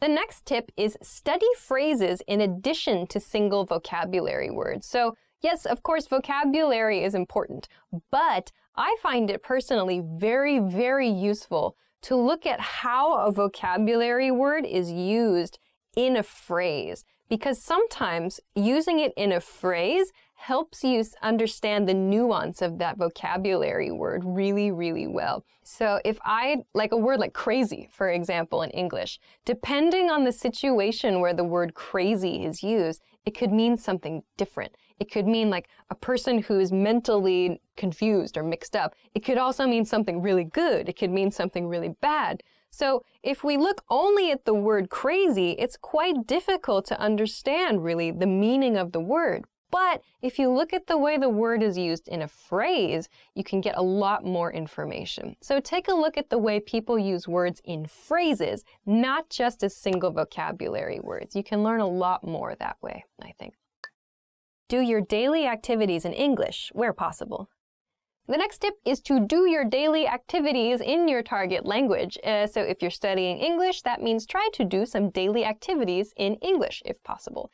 So this can be very, very boring stuff, but just think about it when you're doing the activity. So like right now, I'm filming a video for EnglishClass101.com, or I'm going to work, I'm cooking breakfast, I'm doing the laundry. What do I have to do tomorrow? So try thinking about your everyday life in English if you're studying English. Try thinking about your everyday activities, the people that you meet. What are you doing? So this is a way to help you practice your verbs. So if you don't know, if you're, you're doing something at work and you're like, oh my gosh, how do I explain what's the verb for, a picture? Like I want to blah, blah, blah, a picture. What's the word? You can check a dictionary at that point and go, it's draw. I need to use the verb draw for draw a picture. So you can find these little gaps in your everyday life, these little gaps in your knowledge, if you think about your everyday activities in your target language. If you don't think about it in your target language, you might not realize you have vocabulary gaps or phrase gaps here and there. So this is a really good and kind of funny, actually, way to study. Use a learner's dictionary for new words. The last tip is to use a learner's dictionary for new words. So in English, there are learner's dictionaries available in English. So my personal favorite is Merriam-Webster. Merriam-Webster is a fantastic dictionary resource. They're so interesting and they have tons of historical information. I really do just sit and read things on the dictionary page lately. It's true.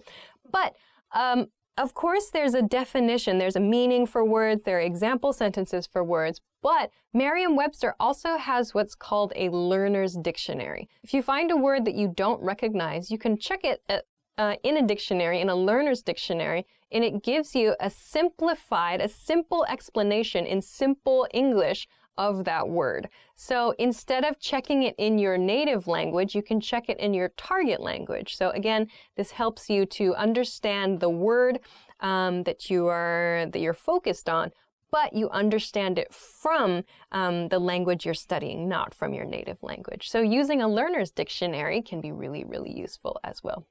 All right, so those are 10 tips. Those are 10 tips to help you stop translating in your head. I know it's very difficult, but it takes time and it takes practice, and I hope that these are a few strategies that can help you as you study any language. Of course, this is an English language channel, an English language learning channel, but I think these tips are pretty good for learning just about any language, really. So I hope those are useful for you. If you have tried these strategies, or if you have any other comments or other tips, please let us know in the comment section below this video. If you liked this video, please make sure to hit the thumbs up, share this video, and subscribe to our channel too. Check us out at EnglishClass101.com for more good stuff as well. Thanks very much for watching this episode of Top Words, and I will see you again soon. Bye!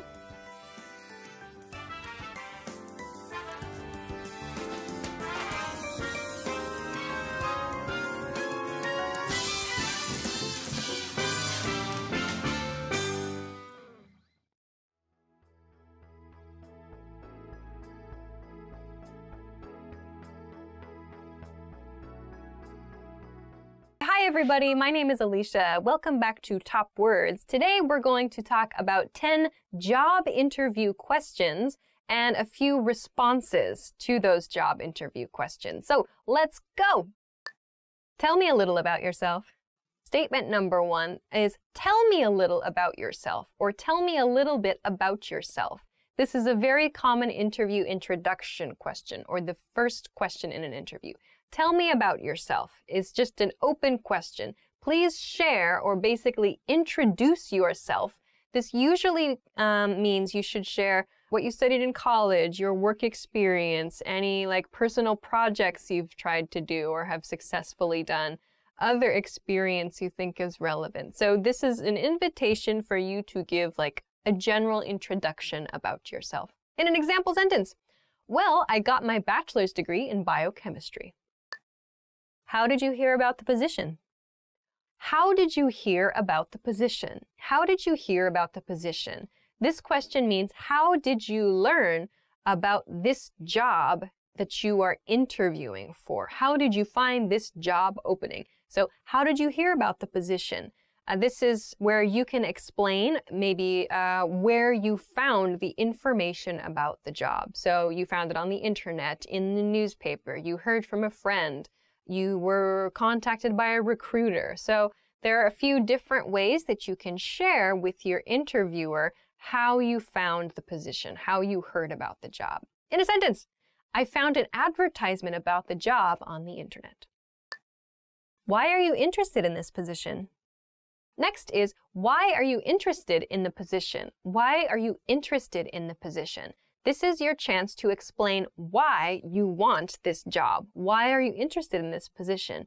So usually you should not say, for the money, or because this is a really, there are a lot of attractive people at this company. I don't know. You should say something in response to this question about your career goals, or maybe something specific about the company that you like, or something very specific about the job that is available there, and how you feel your skills are a match for that job. So explain why you're interested in that position, the reason you decided to apply for that job. In a sentence, I think I'm a good fit for the company and its goals.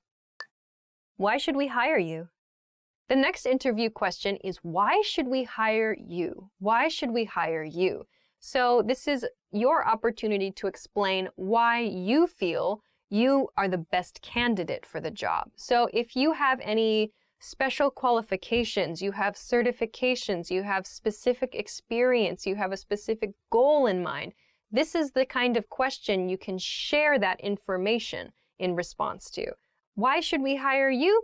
Because I can speak 6 different languages and I know how to create a website in 10 minutes. I don't know. So if you have some kind of special qualifications, you can share those qualifications in response to this question. In another example sentence, I'm a goal-oriented person who likes to work at a fast pace.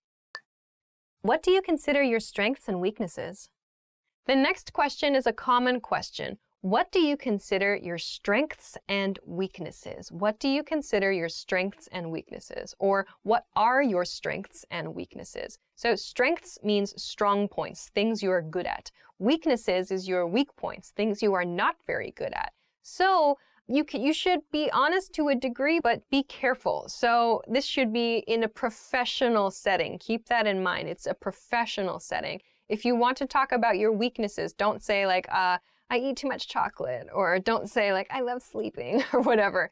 Talk about your professional strengths and your professional weaknesses. And also with your weaknesses, it would be a good idea to talk about how you improve those weaknesses, or how you work with your team members or work in a company to try to reduce the effect of those weaknesses. So for example, I'm very detail-oriented, but I often take on too much at one time.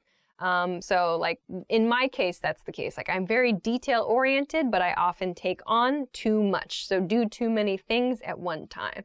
So I could explain, okay, so I'm very detail-oriented, but if I'm trying to take on too much, maybe I say I communicate with my coworkers about what should be prioritized, and that helps me organize my time better. So when you introduce your weakness, talk about the ways you try to reduce the effect of that weakness. That can be one technique. So your good points and your bad points in this question.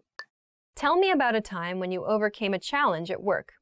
Some interviewers may ask this question. Tell me about a time when you overcame a challenge at work. So it's not really a question. They're asking you to tell a story. So tell me about a time when you overcame a challenge at work. So they want to hear an example from your professional experience about how you solved a problem. What did you do to solve a problem at work? They want to know what kind of problem it was and how you approached the problem and the result of that problem. So you could say, for example, our company party was scheduled for the day before Christmas, but the restaurant exploded and I had to find a new place to have the party. I don't know. That's not, of course, a crazy example, but giving your employer an idea of how you solve problems and maybe the kind of mental state you have when you solve the problems can be helpful in making a hiring decision. So, in an example, when I was having trouble communicating with a client, I reached out to a coworker for support. What are your career goals? The next question is, what are your career goals? Your career goals. So not necessarily in this company, but in your career overall. In the interview, it's probably a good idea to include the company where you are currently interviewing in your career goals.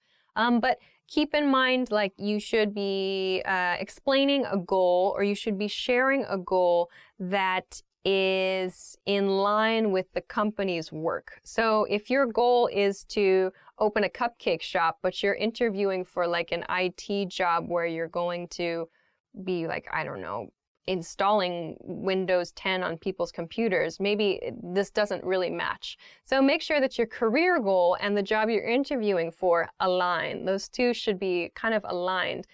It'll help your interviewer and it will help you, I think. So in an example sentence, I want to create a global advertising campaign strategy.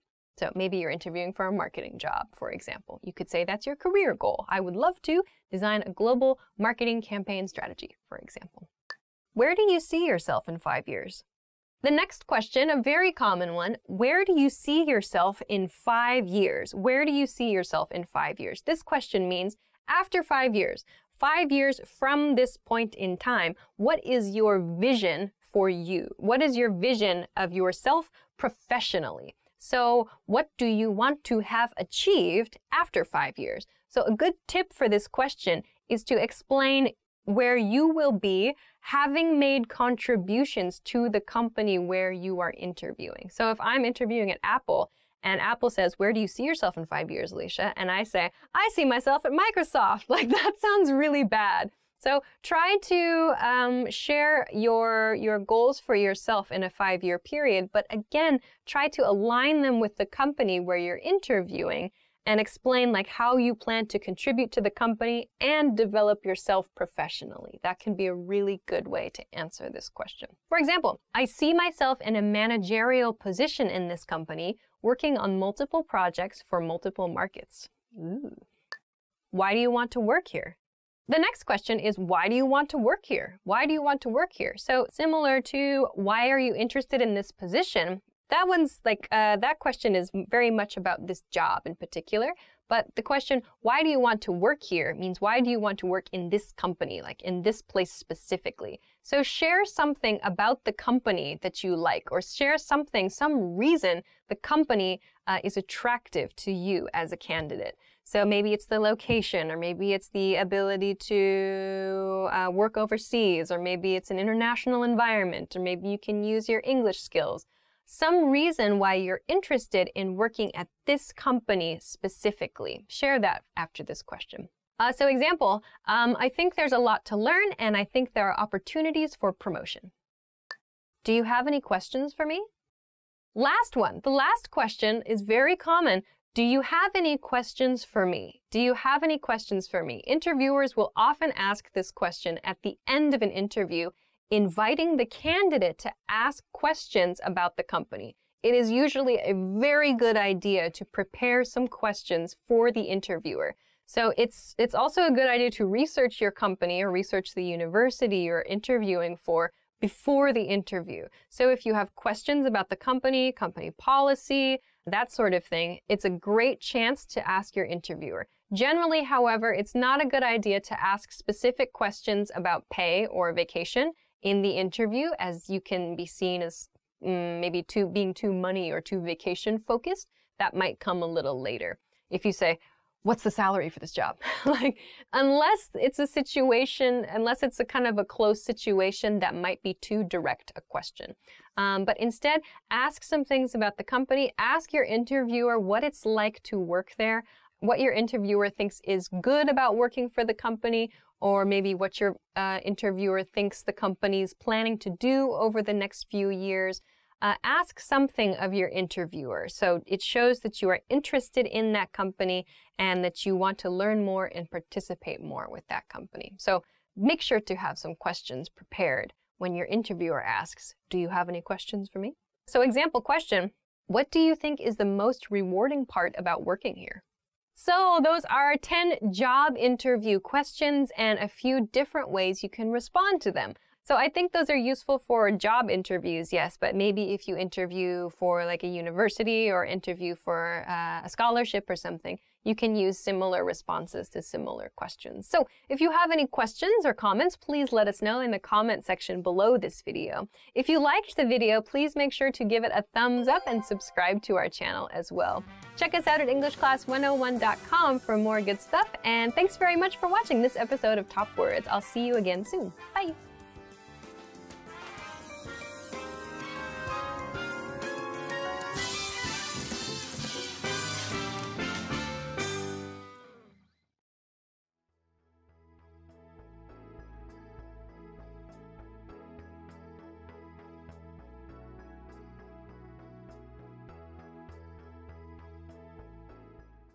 Hi everybody, my name is Alicia, and today we're going to be talking about the top 25 English phrases. So let's get started.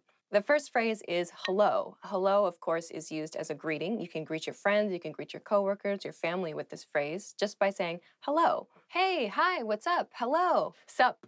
Yo.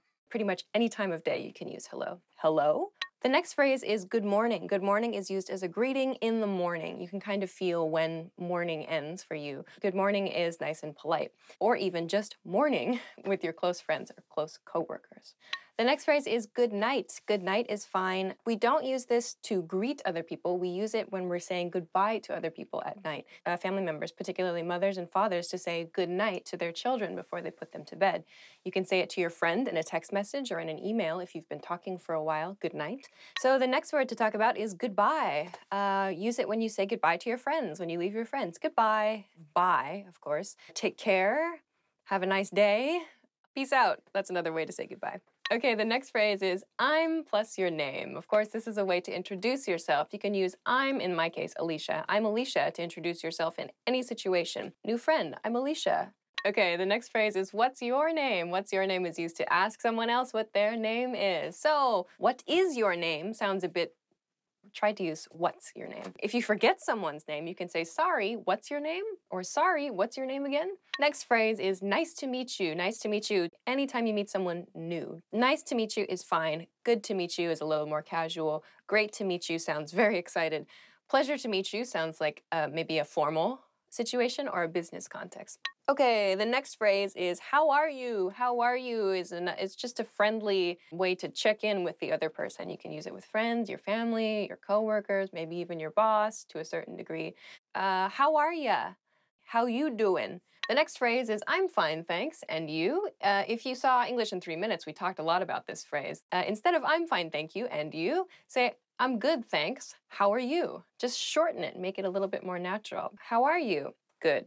How are you? Great. How are you? Not so good. How are you? Okay. And so on. So when someone says, how are you? I usually say, I'm good. This week, I blah, blah, blah. Give some information about what you've been up to. Maybe a hobby, something that you did recently, an event, something interesting you saw, whatever. People want to make that connection with you, and it's a good chance for you to continue speaking. The next word is please. Please is a polite phrase used when you want something from someone else. You can use this as a response when someone offers you something, like in a restaurant, for example. Would you like more water? Would you like something to drink? Oh, please. The next phrase is thank you. Thank you is used to express your appreciation. You can use thank you with everybody. The next phrase is you're welcome. You're welcome. When someone says thank you, you can say you're welcome.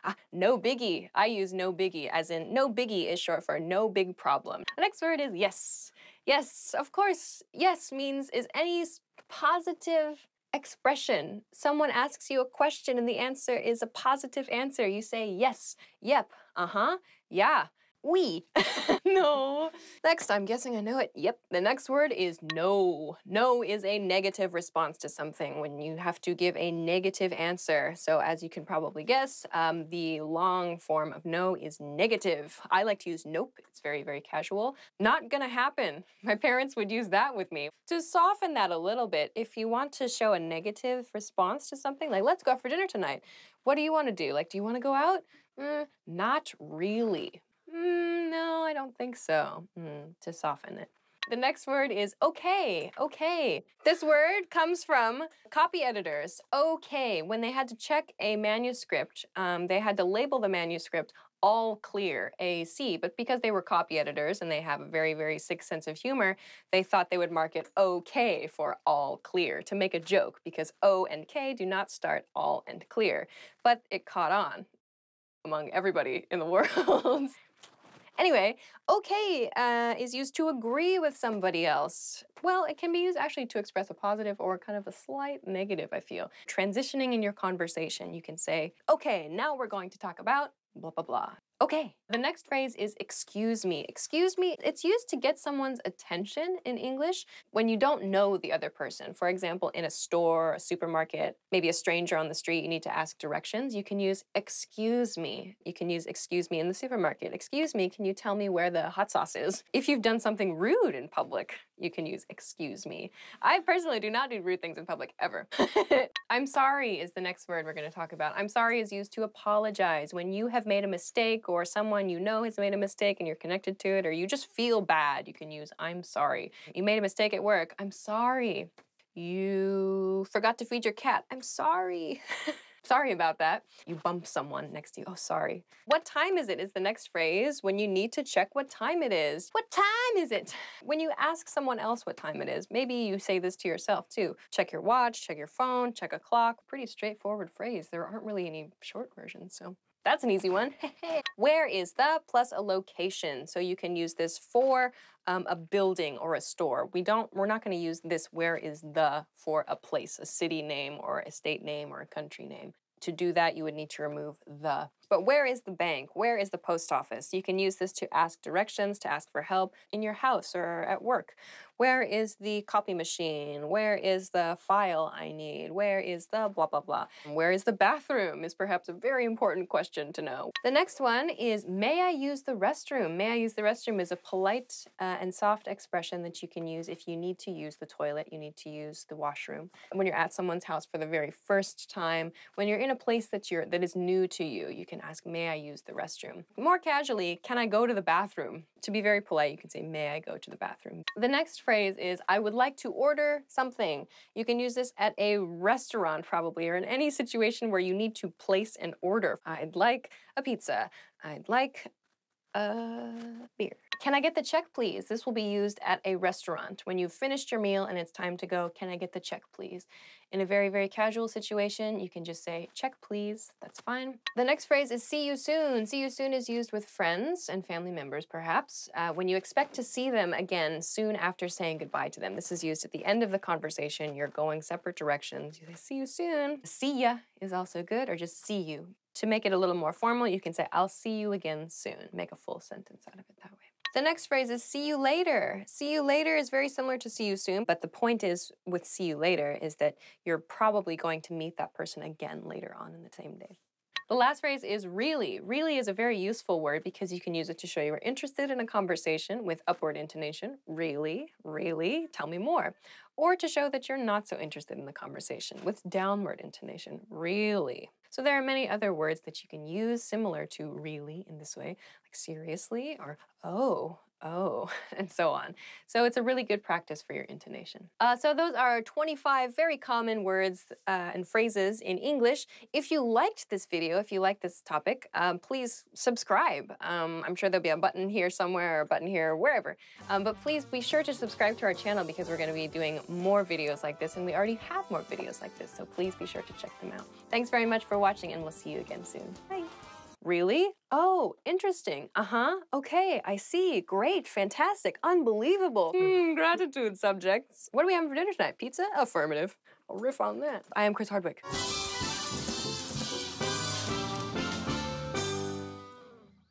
In this video, you'll learn 20 of the most common words and phrases in English. Hi everybody, my name is Alicia. Welcome to the 800 Core English Words and Phrases video series.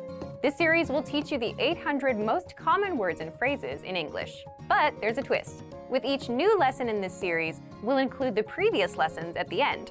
So after you've learned the new words and phrases, stick around and review what you learned in previous lessons. Reviewing is one of the most important parts of learning a language. You can also get the full list right now at EnglishClass101.com. Click the link in the description to access more example sentences, create your own flashcard deck, and finally, master English. Okay, let's get started. First is hello. Hello. Hello. Hello is the most basic greeting that you can use. You can use it with your friends, with your family members, with your coworkers. Any time of day is fine. Hello. How have you been? Hello. How have you been? Hello. How have you been? Excuse me. Excuse me. Excuse me. So excuse me is the expression you can use when you bump into somebody or when you need to interrupt somebody who's working on something. It's a nice apology expression to use. Excuse me, how much is this? Excuse me, how much is this? Excuse me, how much is this? I'm sorry. I'm sorry. I'm sorry. So we use I'm sorry in cases where we make a mistake. So I did something wrong or I did something bad. I use I'm sorry to apologize. I'm sorry, it was a typo. I'm sorry, it was a typo. I'm sorry, it was a typo. Good night. Good night. Good night. So good night is the expression we use at the end of the day when we want to say goodbye to someone or when we want to wish our family members a good night of sleep. Good night, Grandma. Good night, Grandma. Good night, Grandma. Nice to meet you. Nice to meet you. Nice to meet you.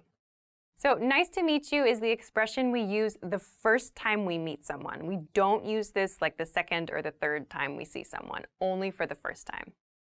Please come in. Nice to meet you. Please come in. Nice to meet you. Please come in. Nice to meet you. How are you? How are you? How are you? So how are you is used as a very general greeting. When we see our coworker for the first time or we see a classmate for the first time, we ask, how are you? Meaning, what's your condition right now? It's been a long time. How are you? It's been a long time. How are you? It's been a long time. How are you? Yes. Yes. Yes. So yes is the word we use to agree with something or to show we think something is good or correct. You can use yes in any of those cases. Yes, this one please. Yes, this one please. Yes, this one please. No. No. No.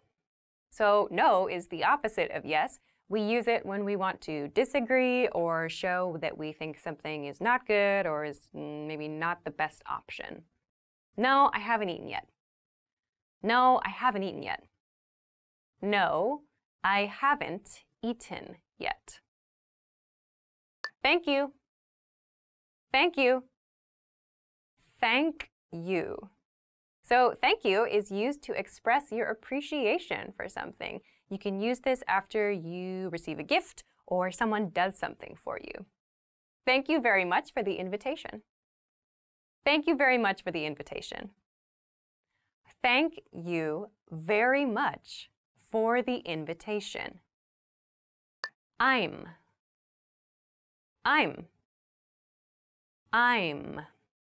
So I'm is the reduced form of I and am. It becomes I'm. Make sure to clearly pronounce that sound, like when you're introducing yourself. I'm John. I'm John. I'm John. Goodbye. Goodbye. Goodbye. So goodbye is one way to say like something at the end of the day, usually, to say bye to someone.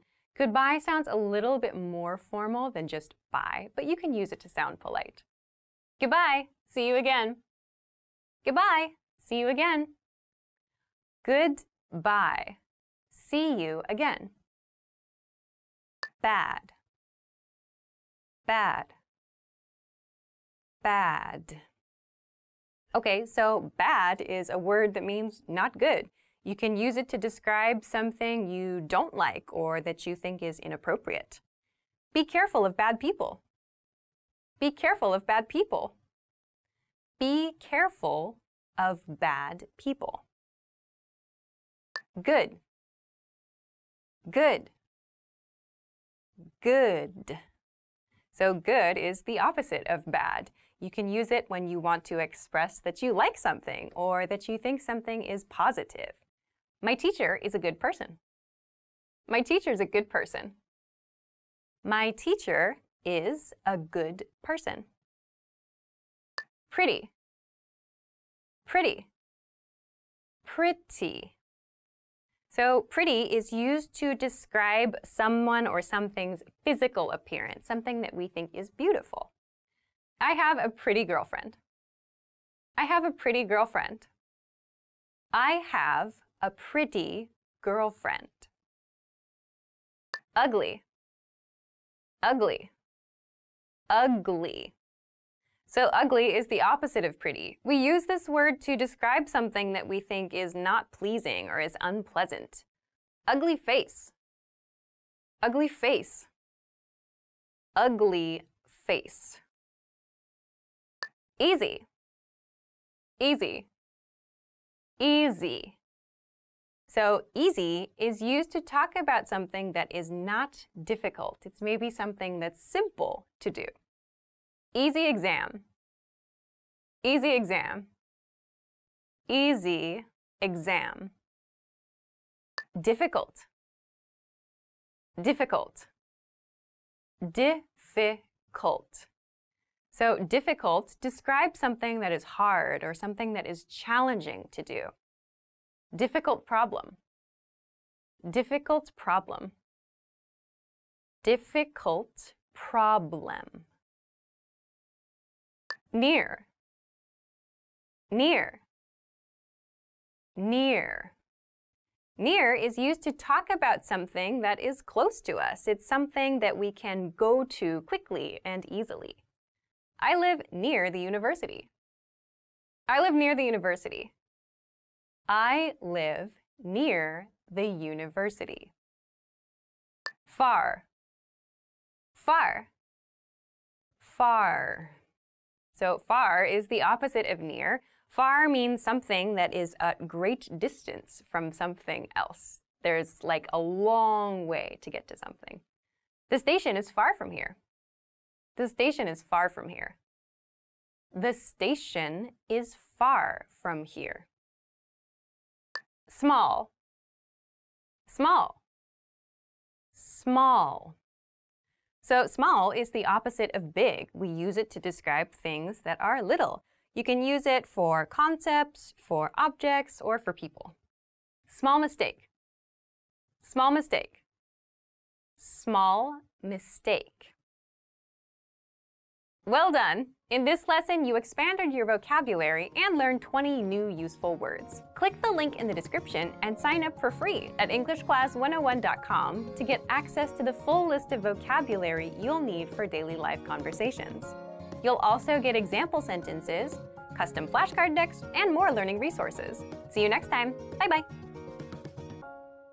Hi everybody, my name is Alicia. In this lesson, I'm going to talk about 25 must-know intermediate phrases. Let's get started. These are some intermediate level phrases that you can use in everyday life. You can use them when you travel, at work, in your studies. So I hope that they're helpful for you. They're for asking and answering questions. So after you learn these phrases, check out the link in the description where you can make an account at EnglishClass101.com and practice your English even more. All right, let's get started. How's it going? How's it going? You'll notice with how's it going that there's an apostrophe at the end of this. It's not how's it going or how is it going. If you say how is it going, it sounds too stiff.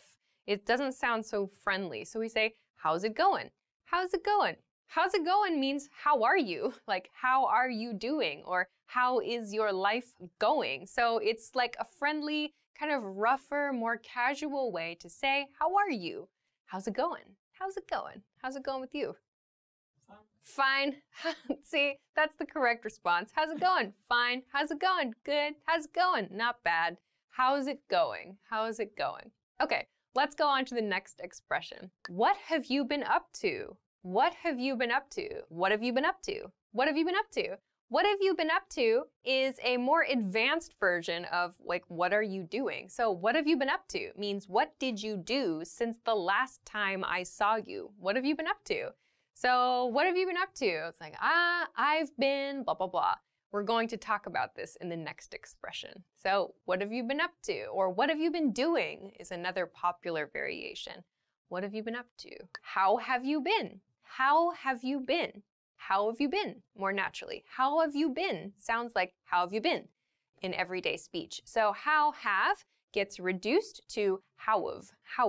How have you been? How have you been? How have you been since the last time I saw you is what this means. How have you been? So that you sound also gets shorter. How have ya been is kind of what it sounds like if I slow it down a lot. How have you been? How you been? You might also hear too. So this means since the last time I saw you, what has your condition been like? Good? Bad? Busy? In most cases, the answer is just good. You? Fine. Fine. Anyway, moving along. I've been blah, blah, blah. I've been. This is the reduced form of I have been something, something. This is a good response to questions like, how have you been? Or what have you been up to? Numbers 2 and 3 in this episode. So if someone says, what have you been up to? You can say, I've been busy, or I've been working, I've been studying, I've been planting a garden in front of my house, I've been looking for a new car, I've been making videos on the internet. So I've been blah, blah, blah. So I've is short for I have been. So this is a present perfect tense expression. I've been something, something. You can use the progressive form. You can use an adjective here. You can use whatever suits your situation. So yeah, what have you been up to? I've been sleeping a lot. How about something, something? How about dinner? How about drinks? How about we do this later? How about something? This is a very simple and easy way to make a suggestion to someone. How about blah, blah, blah. So in fast speech, how about sounds like how about, how about. How about we? How about you? How about I? How about. So the A sound kind of disappears. How about we see a movie later? How about we go to the beach this weekend? How about we take a trip to Guam? How about we bake cookies? How about we go on to the next expression? Okay, sorry, I can't. Sorry, I can't. So sorry, I cannot. This is a way to refuse an invitation. So to say, no, I cannot do that thing and I feel bad about it. Sorry, I can't. Sorry, I can't. So like, sorry, I can't, you can add like the thing you are refusing if you like. You could say, sorry, I can't go to the beach with you this weekend. Or sorry, I can't meet you for dinner tonight. I have to work late. Sorry, I can't help you make your treehouse. I broke my leg. That was very specific. Sorry, I can't cook dinner tonight because I don't know how to cook. When you want to refuse and you maybe don't want to give specific reasons, you can say, sorry, I can't. I used this recently. Sorry, I can't go. Sure, sounds good. Sure, sounds good. So, sure, sounds good. You can put those two together. Sure means yes. Sounds good means like your idea seems to be a good thing. Like I'm hearing your idea. It sounds like a nice idea. So this is a good way to accept an invitation. Sure, sounds good. Or sounds nice, sounds great, sounds awesome, sounds cool, sounds fantastic. You can change your adjective there if you like. Sure, sounds rad. Do you want to something, something? Do you want to something, something? Do you want to plus an activity? Like, do you want to get dinner? Do you want to go for drinks? Do you want to ride bikes? Do you want to make videos for the internet? Do you want to study English with me? Do you want to, I don't know, do you want to get a Charizard tattoo? Already has one. Do you want to is a friendly and easy way to make an invitation for some kind of activity. When we say this expression, we kind of put the sounds together. So not do you want to, but do you wanna, do you wanna, do you wanna, do you wanna. So it's, you can imagine, it's like D apostrophe Y-A, W-A-N-N-A. Do you wanna, do you wanna. Not do you want to, but do you wanna. Do you wanna go to the next one? I do. What do you call this? What do you call this? So when you don't know the vocabulary word for something, or you just forget it, you can use this expression. What do you call this? So again, that do you becomes reduced. Do you becomes dia. What do you call this? So to call something is like to name something. What is the name you use for this thing? So what do you call this? Like, what do you call this? What do you call that? What do you call these? What do you call this? So you can use that when you don't know the word for something, when you find something new as well. How do I get to location? How do I get to? So how do I get to, for example, the station? How do I get to this hotel? means what is the path I should take to arrive at that destination? How do I get to the beach from here? How do I get to my house from here? Or how do I get to the bar from here? How do I get to work from here? So how do I get to is a much more natural way to ask for directions to someplace. So don't use how do I go or how do I travel, I guess, but how do I get to a location? And don't forget your to. Also, remember, we use that preposition to before the specific place name. So a problem that I hear a lot is how do I go to there? So we don't use to before there because there is not a specific place. How do I get to the station? A station is a specific place, or a hotel is a specific place. There is not a specific place, so we cannot use to with there. So how do I get there? It's fine, no to. How do you get to the next one? By scrolling down on the iPad. All right, let's go to the next one. Have a nice evening. Have a nice evening. Have a nice evening is a way to say goodbye at the end of the day. Many learners use good night at the end of the day, like with coworkers or maybe leaving a restaurant, like good night. We use good night when we're like saying goodbye to our kids or like when we're actually in bed, like with a spouse or like your partner, or maybe you say it to your children or something like that, good night, just before you go to sleep. When you want to say goodbye at the end of the day, use have a nice evening, have a good evening. That's a much more like natural and polite way to say goodbye at the end of the day. Have a nice evening. Have a good one, have a good one, have a good one. Have a good one means have a good day. So one here means day. Have a good day or have a good time or like have a good experience until I see you again. Have a good one or have a nice one. I think have a good one is probably the most common. Have a good one. So friendly, kind of polite-ish, I suppose. You can use this with your coworkers, with your friends, with your family members. But it does have, there's a little bit of distance there, I think. Have a good one. Okay, onward. Can I have item, please? Can I have item, please? Can I have something, please? So when you're shopping, you can use this to request something from the person working at the store. So can I have that shirt, please? Or can I have, for example, 200 grams of beef, please? Or can I have that pack of cigarettes, please?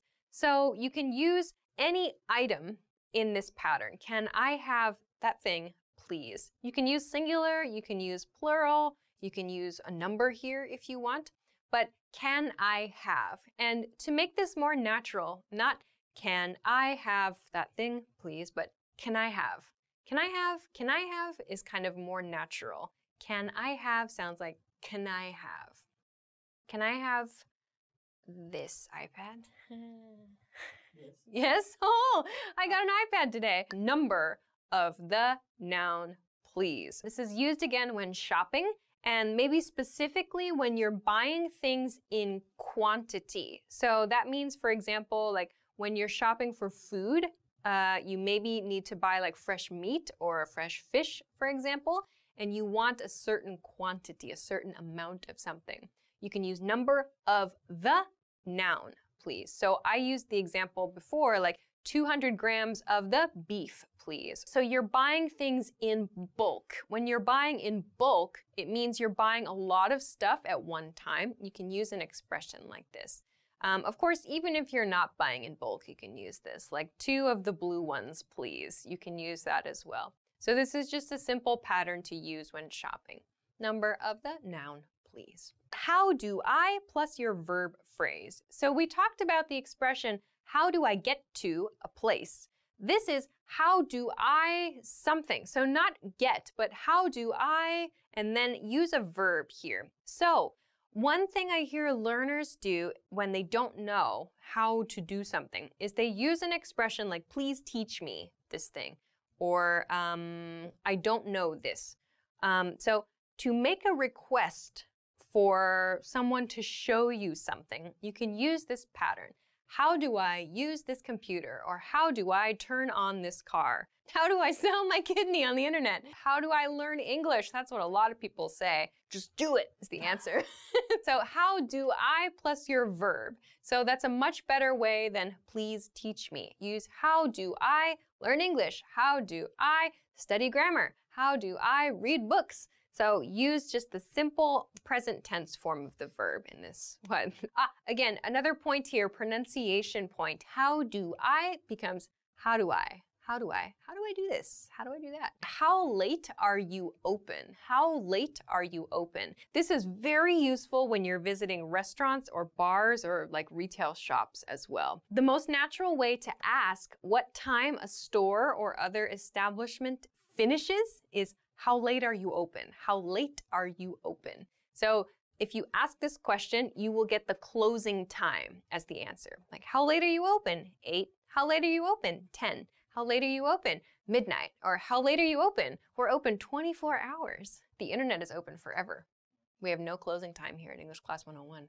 We're accessible always. How late are you open? So how late are you? So that are you is reduced. How late are you open? Are you sounds like how late are you open? We do not say how late are you closed. We don't say that. You could say when do you close? That's also okay. When do you close? But how late are you open? Do you have any plans for point in time? Do you have any plans for point in time? Do you have any plans for this weekend? Do you have any plans for tomorrow? Do you have any plans for tomorrow night? Do you have any plans for dinner? So choose a point in time, or kind of like I did with dinner. You can use meals here too. Choose a point in time to ask about another person's schedule. Don't forget for in this example. Do you have any plans for point in time? Do you have any plans for Sunday afternoon? Do you have any plans for Monday? So this is a quick way to ask about a schedule. Very nice, and it's kind of polite as well. Okay, on to the next one. My body part hurts. My body part hurts. This is an important and natural expression to use when you are not feeling well. So instead of like, I have a pain in my arm or something, or I have a pain somewhere, I hear many learners use that pattern. Instead, use my plus your body part hurts. For example, my arm hurts, my head hurts, my finger hurts, my stomach hurts, my back hurts, my face hurts. Because I got punched in it this morning. It's not true. Have you ever punched yourself in the face?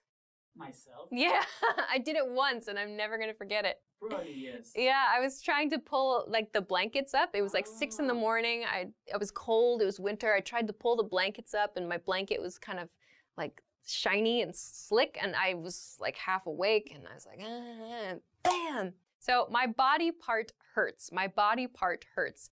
That's the quickest way to explain that you do not feel well in some way. My body part hurts. Don't forget that S. My body part hurts. My eyeball hurts. That's not something we would say. My ear hurts. My throat hurts. How much is this? How much is this? This is a cost-related expression when you are shopping. How much is this? How much is that? You probably don't need to use this so much because in most cases the price is clearly written in stores. But every once in a while you do need to ask, or you need to like talk to someone about a price in a conversation. So how much is this? Or how much is that? You can change that. Of course, you can use the plural here. How much are these? How much are those? In present tense. And you can also ask about past tense information. How much was that? For example, how much was your car? Or how much was this apartment? Or how much were those donuts? This is a very important question. How much did your sandwich cost? You could ask that as well. How much does something cost is another expression you can use. But yeah, how much did your sandwich cost? It looks good. Or how much for a dozen burgers to be sent to my office tomorrow at 1 o'clock? What did you say? What did you say? Native speakers use this all the time. You can use this too. Please, it's important, probably more important for you to use this expression and don't feel bad about it. What did you say? Naturally, what did you say? What did you say? What did you say is a question about the thing the other person in the conversation just said. Like you couldn't catch it, or you think you misheard something, or maybe you didn't understand something they said. What did you say? It's a little more polite than just, what?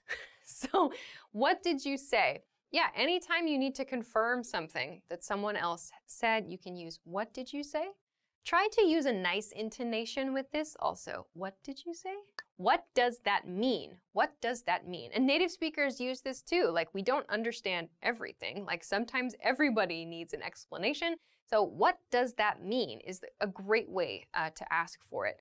What does that mean in fast speech is, what does that mean? What does that mean? So the TH in that becomes like a S or a Z sound. What does that mean? So it connects to that Z sound in does. What does that mean? What does that mean? So what does that mean? It's like you don't understand something that's written, or maybe you don't understand the implications. Implications means like the background information of a situation. So what does that mean? Or you don't understand something someone else said, but they're gone. So you can't say, what did you say? You ask someone else, what does that mean? What that person just said, what does that mean? So what does that mean is another really important expression for learners especially. I don't feel so good. I don't feel so good. So if you don't want to specifically say like my stomach hurts or my arm hurts or my head hurts, you can say I don't feel so good. So this tends to be used more for like stomach problems. So I don't feel so good. I ate a huge lunch. I don't feel so good. Or maybe you ate something bad. Ooh, I don't feel so good. We often use I don't feel so good when we actually feel very bad very suddenly. Like in the examples I mentioned, when we eat something and our body is not happy with it and we suddenly feel sick, we might use the expression, I don't feel so good. I need to go home. So you can use this to talk about like a sudden and unpleasant feeling in your body. I don't feel so good. I need to go to location. I need to go to location. I need to go to location is useful for talking about errands. So errands is like small tasks you need to do throughout the day. We also use this expression when we need to visit the restroom urgently. So you can say, I need to go to the restroom. That's great. That's a very natural and polite way to talk about visiting the restroom. Otherwise, when you're talking about your daily tasks, you can say, I need to go to the bank. I need to go to the store. I need to go to the car wash. I need to go to the pet sitter and pick up my neighbor's poodle. What? That was very specific. So you can talk about your responsibilities with need to. Yes, you can substitute have to here. I have to go to the bank. I have to go to the store. Keep in mind also, when you want to use the negative form, I don't have to or I don't need to, you can, but make sure you use it with something you don't have a responsibility to do. I hear lots of learners use expressions like, I don't have to go to the bar today, for example. Like if going to a bar is part of your regular responsibilities, like you work at a bar or like part of your business is at a bar, fine. But if it's just something you occasionally do, it sounds really unnatural to use, I don't have to go to the bar today. So we use this in the negative form for things we can naturally and reasonably be expected to have responsibility to do. So keep that in mind when you use the negative form. Okay, onward. I have to. So my previous one was I need to go to a place. If you want to just talk in general about responsibilities, you can use I have to. I have to get up early in the morning. I have to study for my tests. I have to think of a new hairstyle for my cat. Yesterday I had to, past tense, I had to buy new clothes because my director was making fun of me for wearing shirts that they were falling apart on camera, because that's how much I love shopping. Yeah. So past tense, I had to buy new clothes yesterday, or I had to go out in the rain yesterday. So again, I had some responsibility to do that. So past tense, had to. When are we leaving? When are we leaving? I included this here because it's a common question, surprisingly, like when are we leaving? Not when do we go? That's one that I hear sometime, like when do we go or when we go or something like that. Don't use those. Oh, sorry, Mr. iPad. The question is, when are we leaving? So we use this when we're at an event. We're at a party, we're maybe at work, whatever. You're going somewhere else with another person or with a group. When are we leaving? When are we leaving this place, in other words? So natural pronunciation, when are we leaving? When are we leaving becomes when are we leaving? Okay, so those are 25 must-know intermediate phrases. I hope that those are helpful for you. Many of the phrases that I introduced here are in present tense, but remember, you can use them in past tense and in future tense too. So don't stick only to present tense. Make sure to go outside of present tense and think about the different ways that you can use these expressions to talk about the past and the future. Okay, so that's everything for this lesson. Thanks very much for watching. Please make sure to click on the link in the description to learn more English at EnglishClass101.com. Also, if you liked the video, please don't forget to give it a thumbs up and subscribe to our channel if you have not already. Thanks very much for watching this lesson, and I will see you again soon. Bye-bye. Stevens.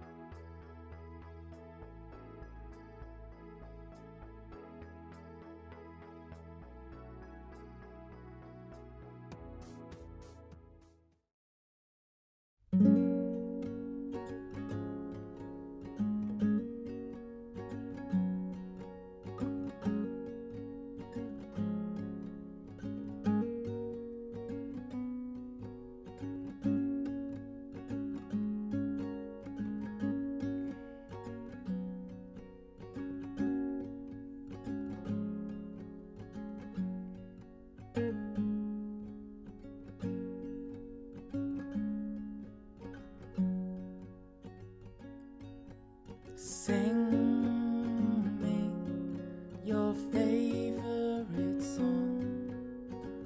Translate for me as you go along, so I can better understand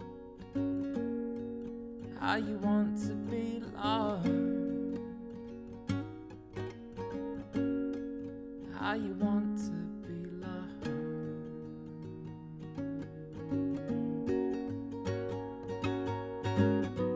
Living it up, you came in on a high tide, calling to call all my fears,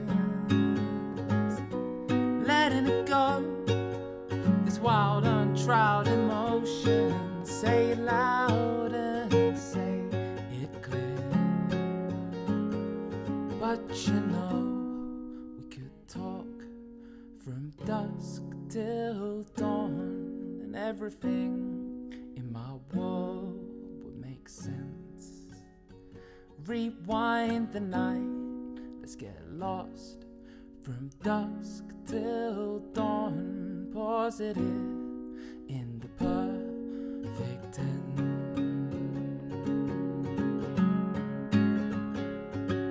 And sing me your favorite song. Translate for me as you go along, so I can better understand how you want to be loved, how you want to be loved.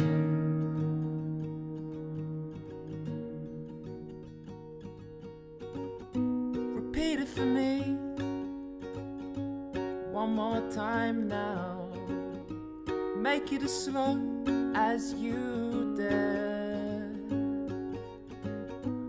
word by word, interpreting this emotion. Share as much, dear, as you can. But you know we could till dawn, and everything in my world will make sense. Rewind the night, let's get lost from dusk till dawn. Pause it in the perfect tense.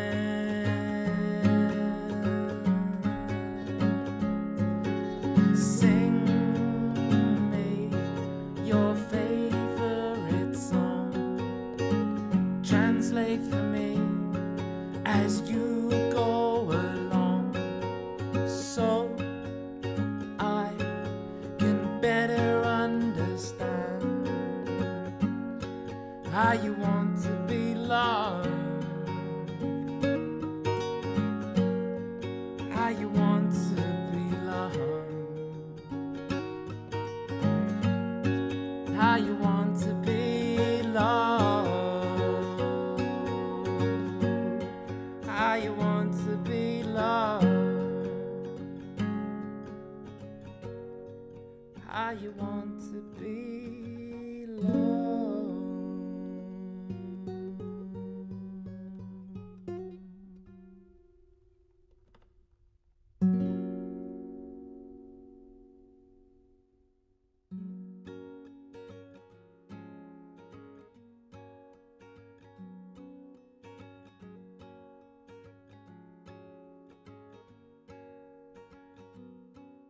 Hi everybody, my name is Alicia. In this lesson, I'm going to give an introduction to English tenses.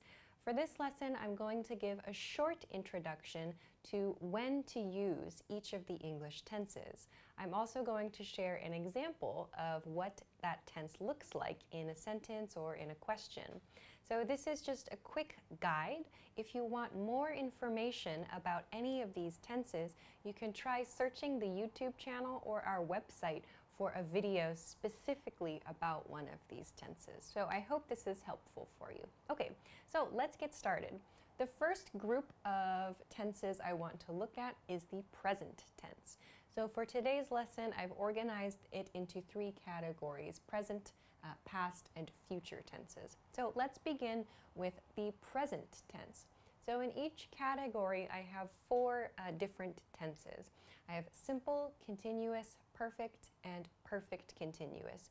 You might know continuous as progressive. They mean the same thing. Continuous and progressive mean the same thing for this lesson.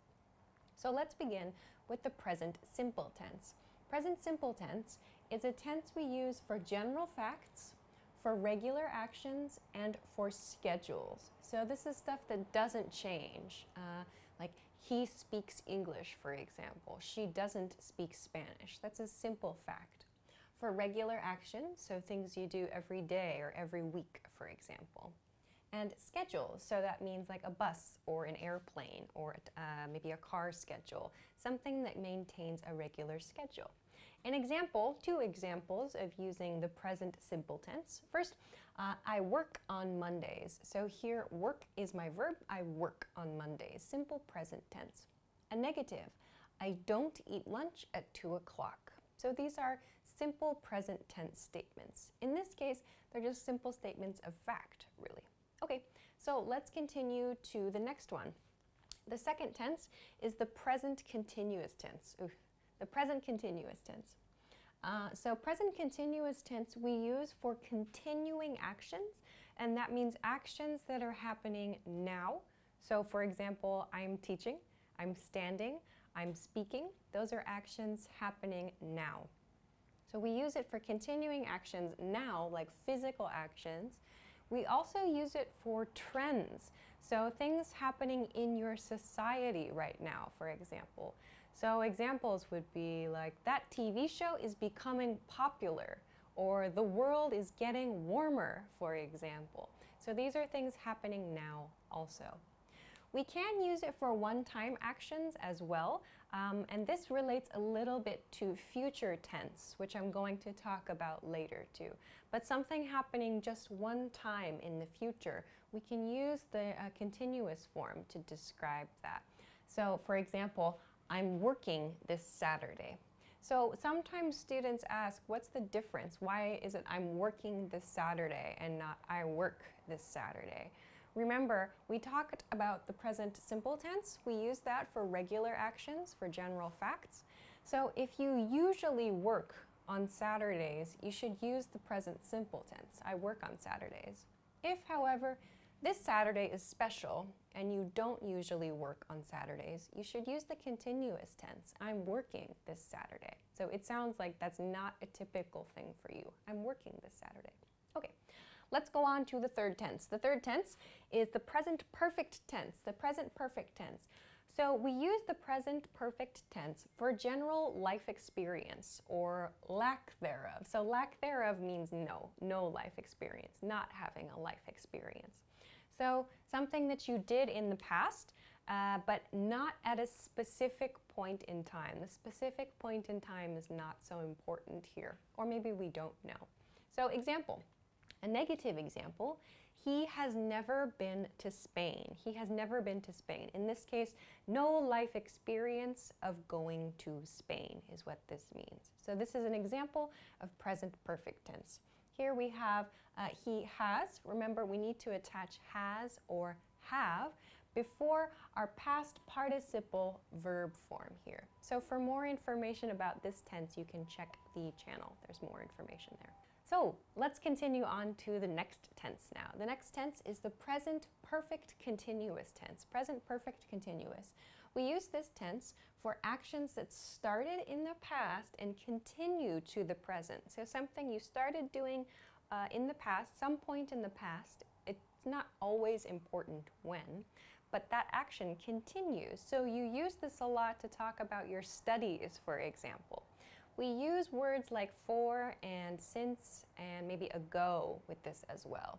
So an example of this, I've been studying English for 2 years. So here we see I've been. This I've is the contracted, the reduced form of I have. I have been studying. So this is the continuous or the progressive form. In this case, I've used the word for. I've used for because I'm using 2 years, which is a length of time. We can use since. For example, I've been studying English since 2016. So we use since before a specific point in time. We can use ago as well. Usually we pair it with since. I've been studying English since 2 years ago. You'll notice when we use ago, however, we change from using, in my first example, 2016 to a length of time, since 2 years ago. So there are a few different changes you need to make there. But you can check the other video on the channel for more information about that grammar point. Okay, let's move on to the second group for today, which is the past tense. Let's look at the 4 points in the past tense here. First one is the past simple, or just simple past tense. Simple past tense is used for actions that started and finished in the past. So for example, I taught simple present tense earlier. So I used past tense. I taught simple present tense because the action started and finished in the past. Another example, I worked all night. I worked all night. So work is my verb. I use simple past tense worked because the action started and finished in the past. Another example, a negative, they didn't come. They didn't come to the party. They didn't come to the office. The action was in the past. It refers to something that did not happen in the past. So there was no action in the past, but it's over, it's finished. So we use simple past tense to talk about these simple actions that started and finished in the past. Okay, let's go on to the past continuous tense then. Past continuous is for actions that were continuing in the past. So this one is one we often use with a specific point in time along with it. So let's look at an example first. We were listening to music. We were listening to music yesterday, or we were listening to music at 8 p.m. When were you listening to music? When was that action continuing? At 8 p.m. or yesterday. So it's common to include a point in time with this grammar point. Another example, like I was doing something, something, ing form there. So this is one that's some people have questions about, like why should I use that? When should I use that? It's typically used in response to someone's question, like what were you doing last night, for example, or what were you doing this morning? So you want to know someone's activities at a specific point in time. You can use this grammar point to respond to that question. Okay, let's move along to the past perfect tense, our next one. Past perfect tense is for actions that were completed or not completed at a non-specific point in the past, at a non-specific point in the past. So this one is kind of difficult, and it's perhaps not used quite so much in everyday conversation. This is used a bit more in writing. This is a grammar point that's especially helpful when we want to show kind of a timeline in our writing. To show that an action happened before another action in the past, we can use the past perfect tense. So here's a couple of examples. First one, they hadn't departed yet. So here, hadn't is the reduced form of had not. They hadn't departed yet. And I had taken my lunch break. So we would use sentences like these if we're telling a story. So we're telling a story about the past, and we want to show that one action happened before another action. When we want to talk about the earlier action, so the thing that happened earlier, like more in the past, we use the past perfect tense. Then we can use the simple past tense to explain the action that happened closer to the present.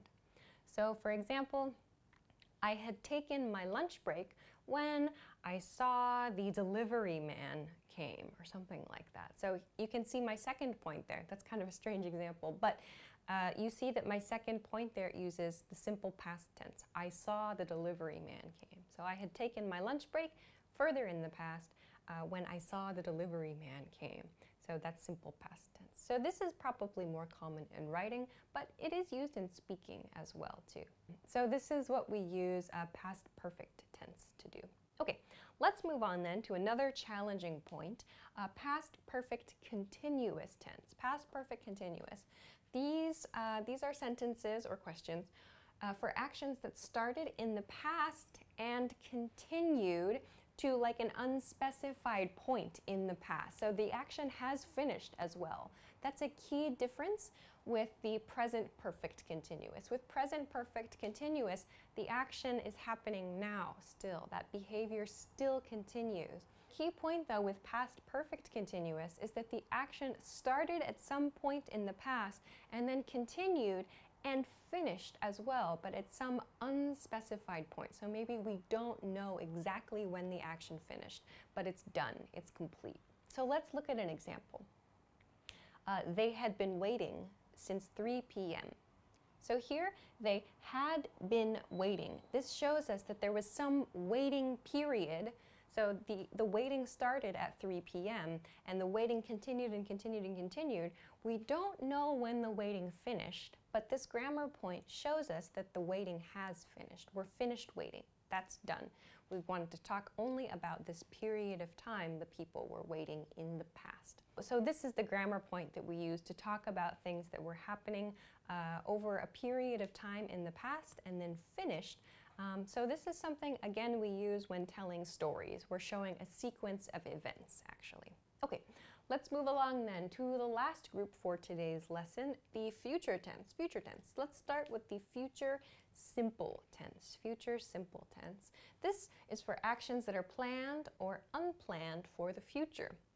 There are actually a lot of different things we can do to make the future simple tense. Some very common ways of making future simple are through using will and won't, and going to and not going to. And earlier in this lesson, I mentioned using the continuous tense, the present continuous tense, the ing form of a verb, to make statements about the future also. So there are many ways to make simple future statements. Let's look at a couple of examples.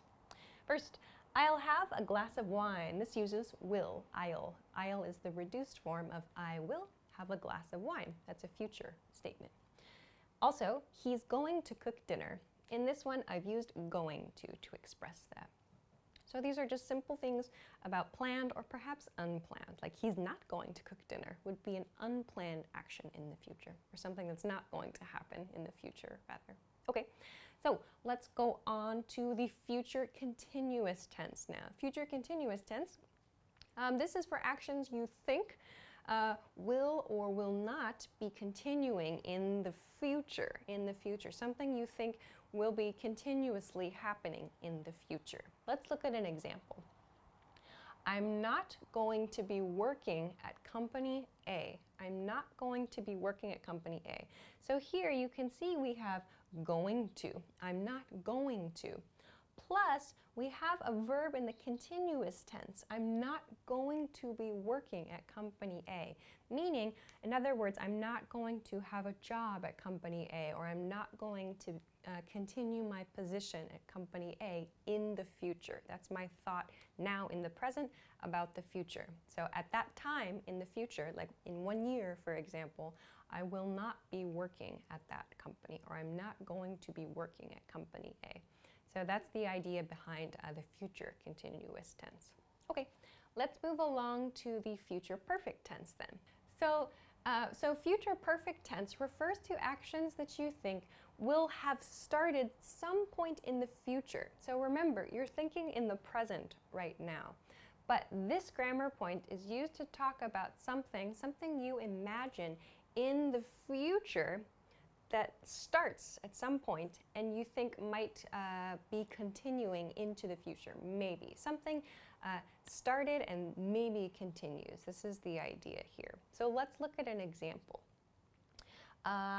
I will have lived in China for 2 years. I will have lived in China. So here I'm using will to show it's a future tense statement, I will, plus have lived. This is the same thing that we use for the present perfect tense that we talked about earlier, that past participle plus have or has, but we're attaching it to a future tense will. I will have lived in China for 2 years. So when would we use this? So if, for example, someone asks you a question about your future and they say like, so where do you see yourself in like 2020, for example? Or where do you imagine you're going to live in 2020, for example? You can say, oh, I will have lived in China for 2 years. So meaning at that time, in 2020, I will have lived in China for 2 years. So that means not now, but in the future. At that point in time in the future, I will have started living in China, and that will have continued for 2 years. So that's what that means. That's a guess about the future, future time period, that something will have continued in the future. So again, quite a challenging grammar point, but something definitely to look into. So again, not used perhaps as much as the present perfect tense, but great for storytelling and for imagining your future too. Okay, so let's move on to the last point for today's lesson, the future perfect continuous tense. Future perfect continuous. This is a tense that you use similar to the last one, but for actions you think will or won't have started and will be continuing. So something that's going to have started again in the future, something started, and the action will have continued into the future. Example. I won't have been eating meat for 3 months. I won't have been eating meat for 3 months. So for this one, let's imagine that you decided last month to stop eating meat. So that's fine, actually. For this sentence, that's okay. You made a decision last month to stop eating meat. Then someone asks you about your progress, like how's it going? Like what are you going to do next month? And you can say to yourself, well, at that point, next month, by next month in the future, you can use this sentence. I won't, so won't, negative, will not. I won't have been eating meat for 3 months. For 3 months. So that means from the point in time I started it in the past until this point in the future. So not present, but into the future.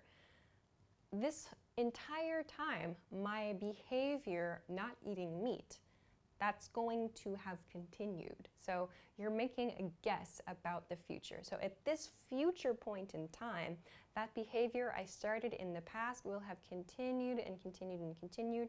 And at this point, it will be 3 months total for that behavior. So we use this to talk about something, some future thing that will have continued or will be continuing into the future. So will have continued, meaning something that started in the past and continues into the future, or will be continuing, meaning it's still going into the future as well. So there are a couple of very, very subtle grammar points to consider there too. So those are a couple of maybe tough grammar points, but they're really good for storytelling and for talking about your future as well. Okay, so I know that this was a lot of information in this lesson. If you have some questions about where to find more details about any of these grammar points, you can check the YouTube channel. Our YouTube channel has some resources for these grammar points. There's also some information on the website. If you don't see it on the website or on the YouTube channel yet, please have a little bit of patience. We are making new stuff all the time and we'll hopefully have this available for you soon. So please keep checking back in with us. Great, so that's everything for this lesson. I hope that it was useful for you. If you have any questions or comments, please feel free to leave a comment below the video.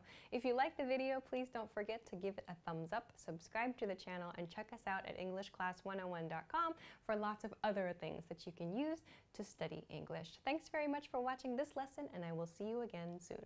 Bye-bye.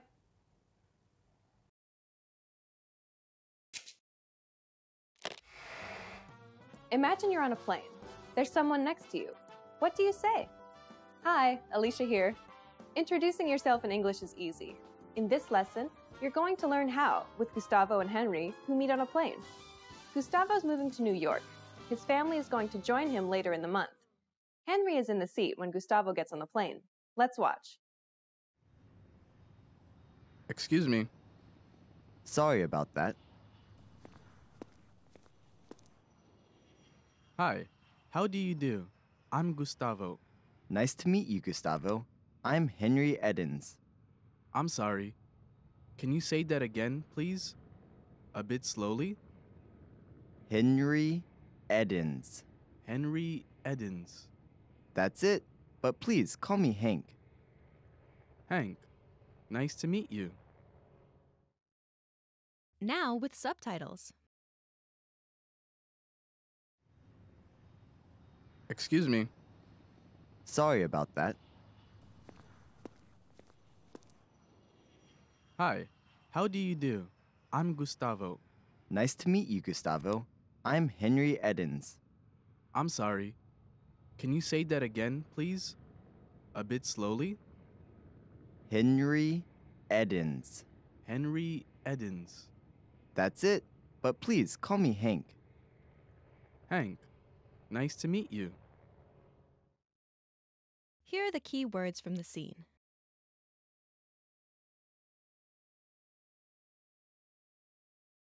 Hi. Hi. Hi. Hi. But. But. But. But. Excuse me. Excuse me. Excuse me. Excuse me. Two. Two. Two. Two. Nice to meet you. Nice to meet you. Nice to meet you. Nice to meet you. How do you do? How do you do? How do you do? How do you do? Here are the key phrases from the scene. How did Henry apologize when he realized he was in Gustavo's way?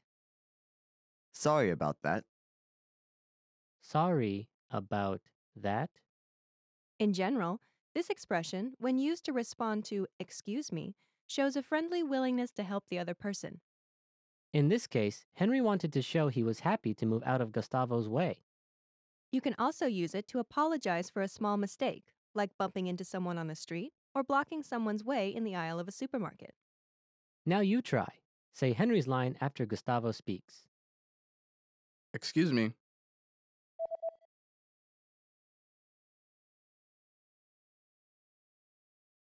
Sorry about that. Later, Gustavo also used the word sorry to apologize when he didn't understand Henry's name. Which phrase did he use? I'm sorry. I'm sorry. This is a very common phrase in English for many situations, but here, Gustavo uses it to indicate he didn't understand something. Now you try. Say the line after Henry speaks. I'm Henry Edens.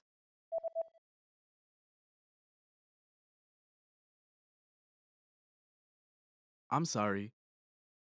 Because Gustavo did not understand something, he asked Henry to repeat what he said. To do this, what polite question did he use? Can you say that again, please? Can you say that again, please? In response, English speakers will usually repeat what they have said and will use the same words. Now you try. Ask the question after Gustavo says, I'm sorry. I'm sorry.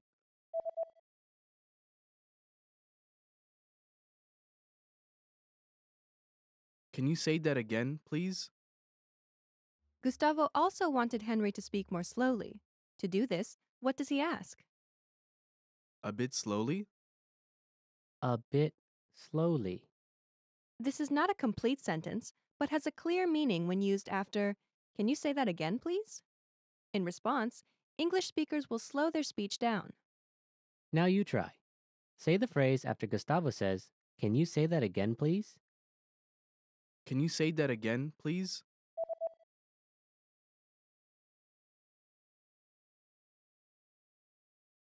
A bit slowly? After Gustavo said Henry's name, Henry confirmed he said it correctly. How did he do that? That's it. That's it.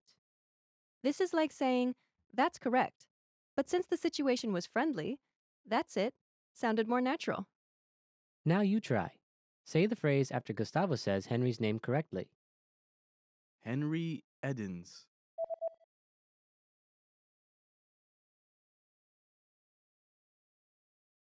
That's it. Now the lesson focus. Here's how to introduce yourself. Ready? Do you remember how Gustavo introduced himself? Hi, how do you do? I'm Gustavo. When Gustavo introduced himself, he started with "Hi," and then used a set phrase. How do you do? How do you do? This is a polite expression people often use with an introduction. It sounds like a question, but it has no particular meaning, and there's no expectation the other person will try to answer it. Next, he says, I'm Gustavo. the first part of this sentence is a contraction of two words, I and am. The am here functions like an equal sign in math. I'm. I'm The next word in the sentence is a name. Gustavo. Together it's. I'm Gustavo. The structure of the pattern is Hi, how do you do? I'm plus. your name. Now you try. Imagine your name is John. Say, "Hi, how do you do? I'm John."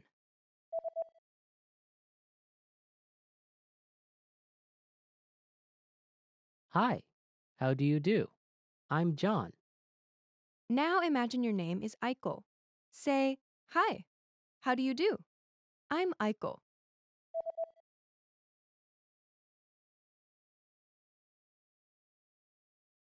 Hi, how do you do? I'm Aiko. Now use your name.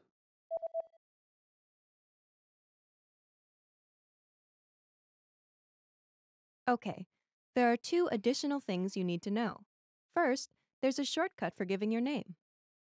Just drop the I'm from the final sentence of the self-introduction.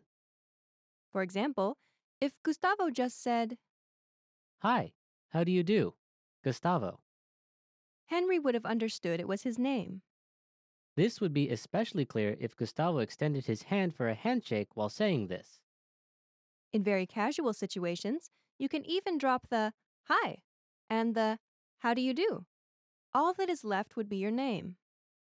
The second thing you need to know is you can use I'm with just the first name or your first name and the last name together.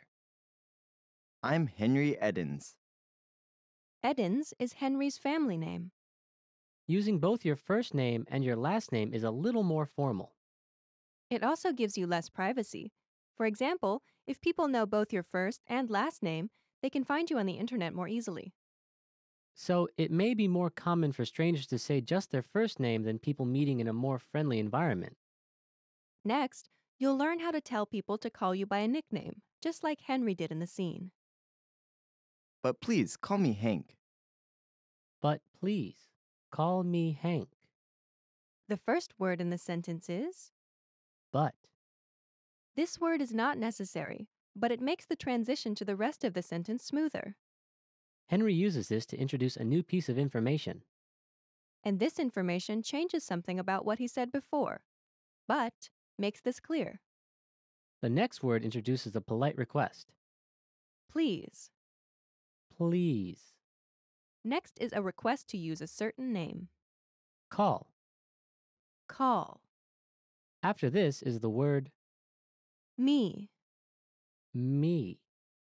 Last is a common nickname for men named Henry. Hank. Hank. Please call me Hank. The sentence structure is Please, call me. plus. Your nickname.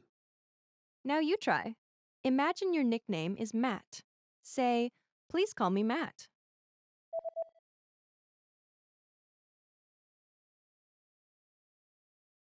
Please, call me Matt. Now imagine your nickname is Lulu. Say, please call me Lulu.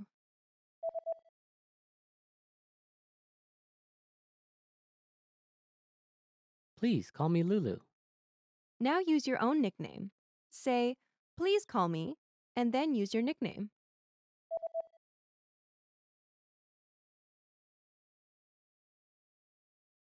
Finally, when you meet someone for the first time, it's polite to say a set phrase at the end. Nice to meet you. Nice to meet you. Usually, both people will say this or something similar to it. Now you try.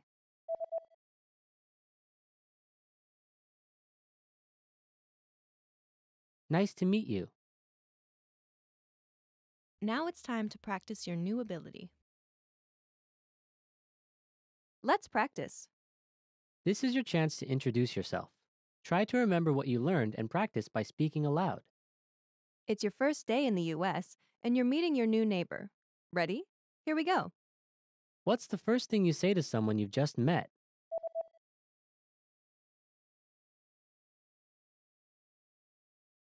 Hi, how do you do? How do you tell someone your name?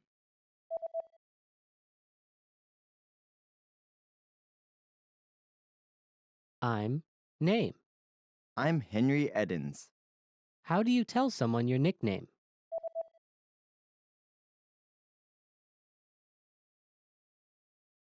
Please call me your nickname. Please call me Hank. What's the last thing you say to someone you've just met?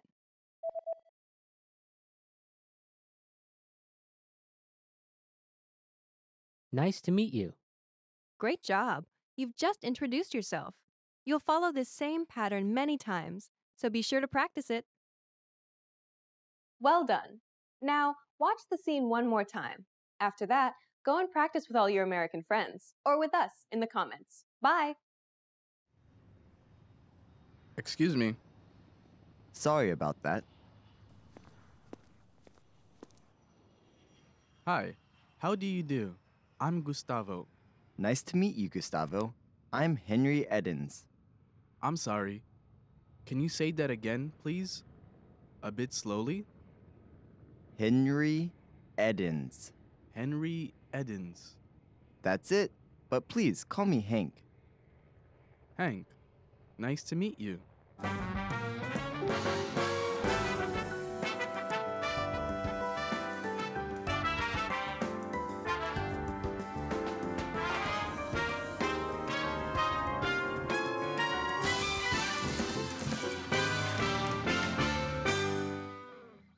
Yeah! everybody, welcome back to Top Words. My name is Alicia, and today we're going to be talking about tongue twisters. Tongue twisters are phrases that are difficult to say, so they're really good chances to practice your pronunciation. Let's go. Sally sold seashells by the seashore. Sally sold seashells by the seashore. This one's difficult because of the s and sh sounds. Sally sold seashells by the seashore. Sally sold seashells by the seashore. Sally sold seashells by the seashore. That one's not so bad. Okay, okay, we'll move on. Next. Betty Botter bought some butter, but she said the butter's bitter. I've never seen this before. Okay. Betty Botter bought some butter, but she said the butter's bitter. That's a good one. That's a good one. I feel like you could have thrown the word like but in there somewhere too. Betty Botter bought some butter, but she said the butter's bitter. Ah, that's a good one. It's very bubbly. Betty Botter bought some butter, but she said the butter's bitter. It's like if I knew the words, I could probably say it faster. Betty Botter bought some butter, but she said the butter's bitter. Butter's bitter. Bitter, butter, bitter. But she bought some butter, but she said the butter's bitter. Is this enough? I don't know when to stop. How much wood would a woodchuck chuck if a woodchuck could chuck wood? The next tongue twister is also a classic one about woodchucks. Woodchucks are real creatures that exist on the west coast of the United States, primarily in Washington and Oregon. They're like beavers, but they don't live in rivers. They live in like forests and rocks. The tongue twister is, how much wood would a woodchuck chuck if a woodchuck could chuck wood? How much wood would a woodchuck chuck if a woodchuck could chuck wood? And then there's a common response to that, which is, it would chuck all the wood that a woodchuck could if a woodchuck could chuck wood. We definitely talked about this one in that English topics episode we did about tongue twisters. Lesser leather, never weathered, wetter weather better. Oh, I've never seen this. Lesser leather, never weathered, wetter weather better? Hang on, I'm just like astounded by the grammar of this sentence. Lesser leather, never weathered, wetter weather better. Oh, that's hard. It's the wetter weather better. Wetter weather better part. Those last three words. Lesser leather, never weathered, wetter better. Lesser leather, never weathered, wetter weather better. Wetter weather better. Weather. It's the weather better that's hard. Weather better. Weather better, weather better, wetter weather better. Yeah, that's it. Lesser leather, never weathered, wetter weather better. Ah, on to the next one. If two witches would watch two watches, which witch would watch which watch? If two witches would watch two watches, which witch would watch which watch? Did you write these? Did you write these? Did you find these on the internet? Someone's brilliant. If two witches would watch two watches, which witch would watch which watch? Oh, that one's a good one. If two witches would watch two watches, which witch would watch which witch would watch which watch? Ah, all right, that's the end. Wow, those are really good tongue twisters. The one that always gets me from that episode of English Topics that we did was Irish wristwatch. Irish wristwatch. Hard one. And one we came up with the other day was sushi session. It's a good one, right? Yeah. They were like, let's go for a sushi session. I was like, that's hard. Sushi session, sushi session, sushi. Ah, that's a really good one too. Irish wristwatch and sushi session. All right, so those are Those are tongue twisters. Give them a try. They are really, really great ways to practice your pronunciation. If you know any other tongue twisters, please share them with us in a comment so that we can all give them a try. Thank you very much for watching this episode of Top Words. If you liked this video, please be sure to hit the like button and subscribe to our channel if you haven't already. Thanks very much for watching this episode, and we'll see you again soon. Bye! Oh my god, I want to have this job where I just sit at like my desk and I just think of, that's probably what somebody does, like they're bored at their job and then they just think of these sorts of things.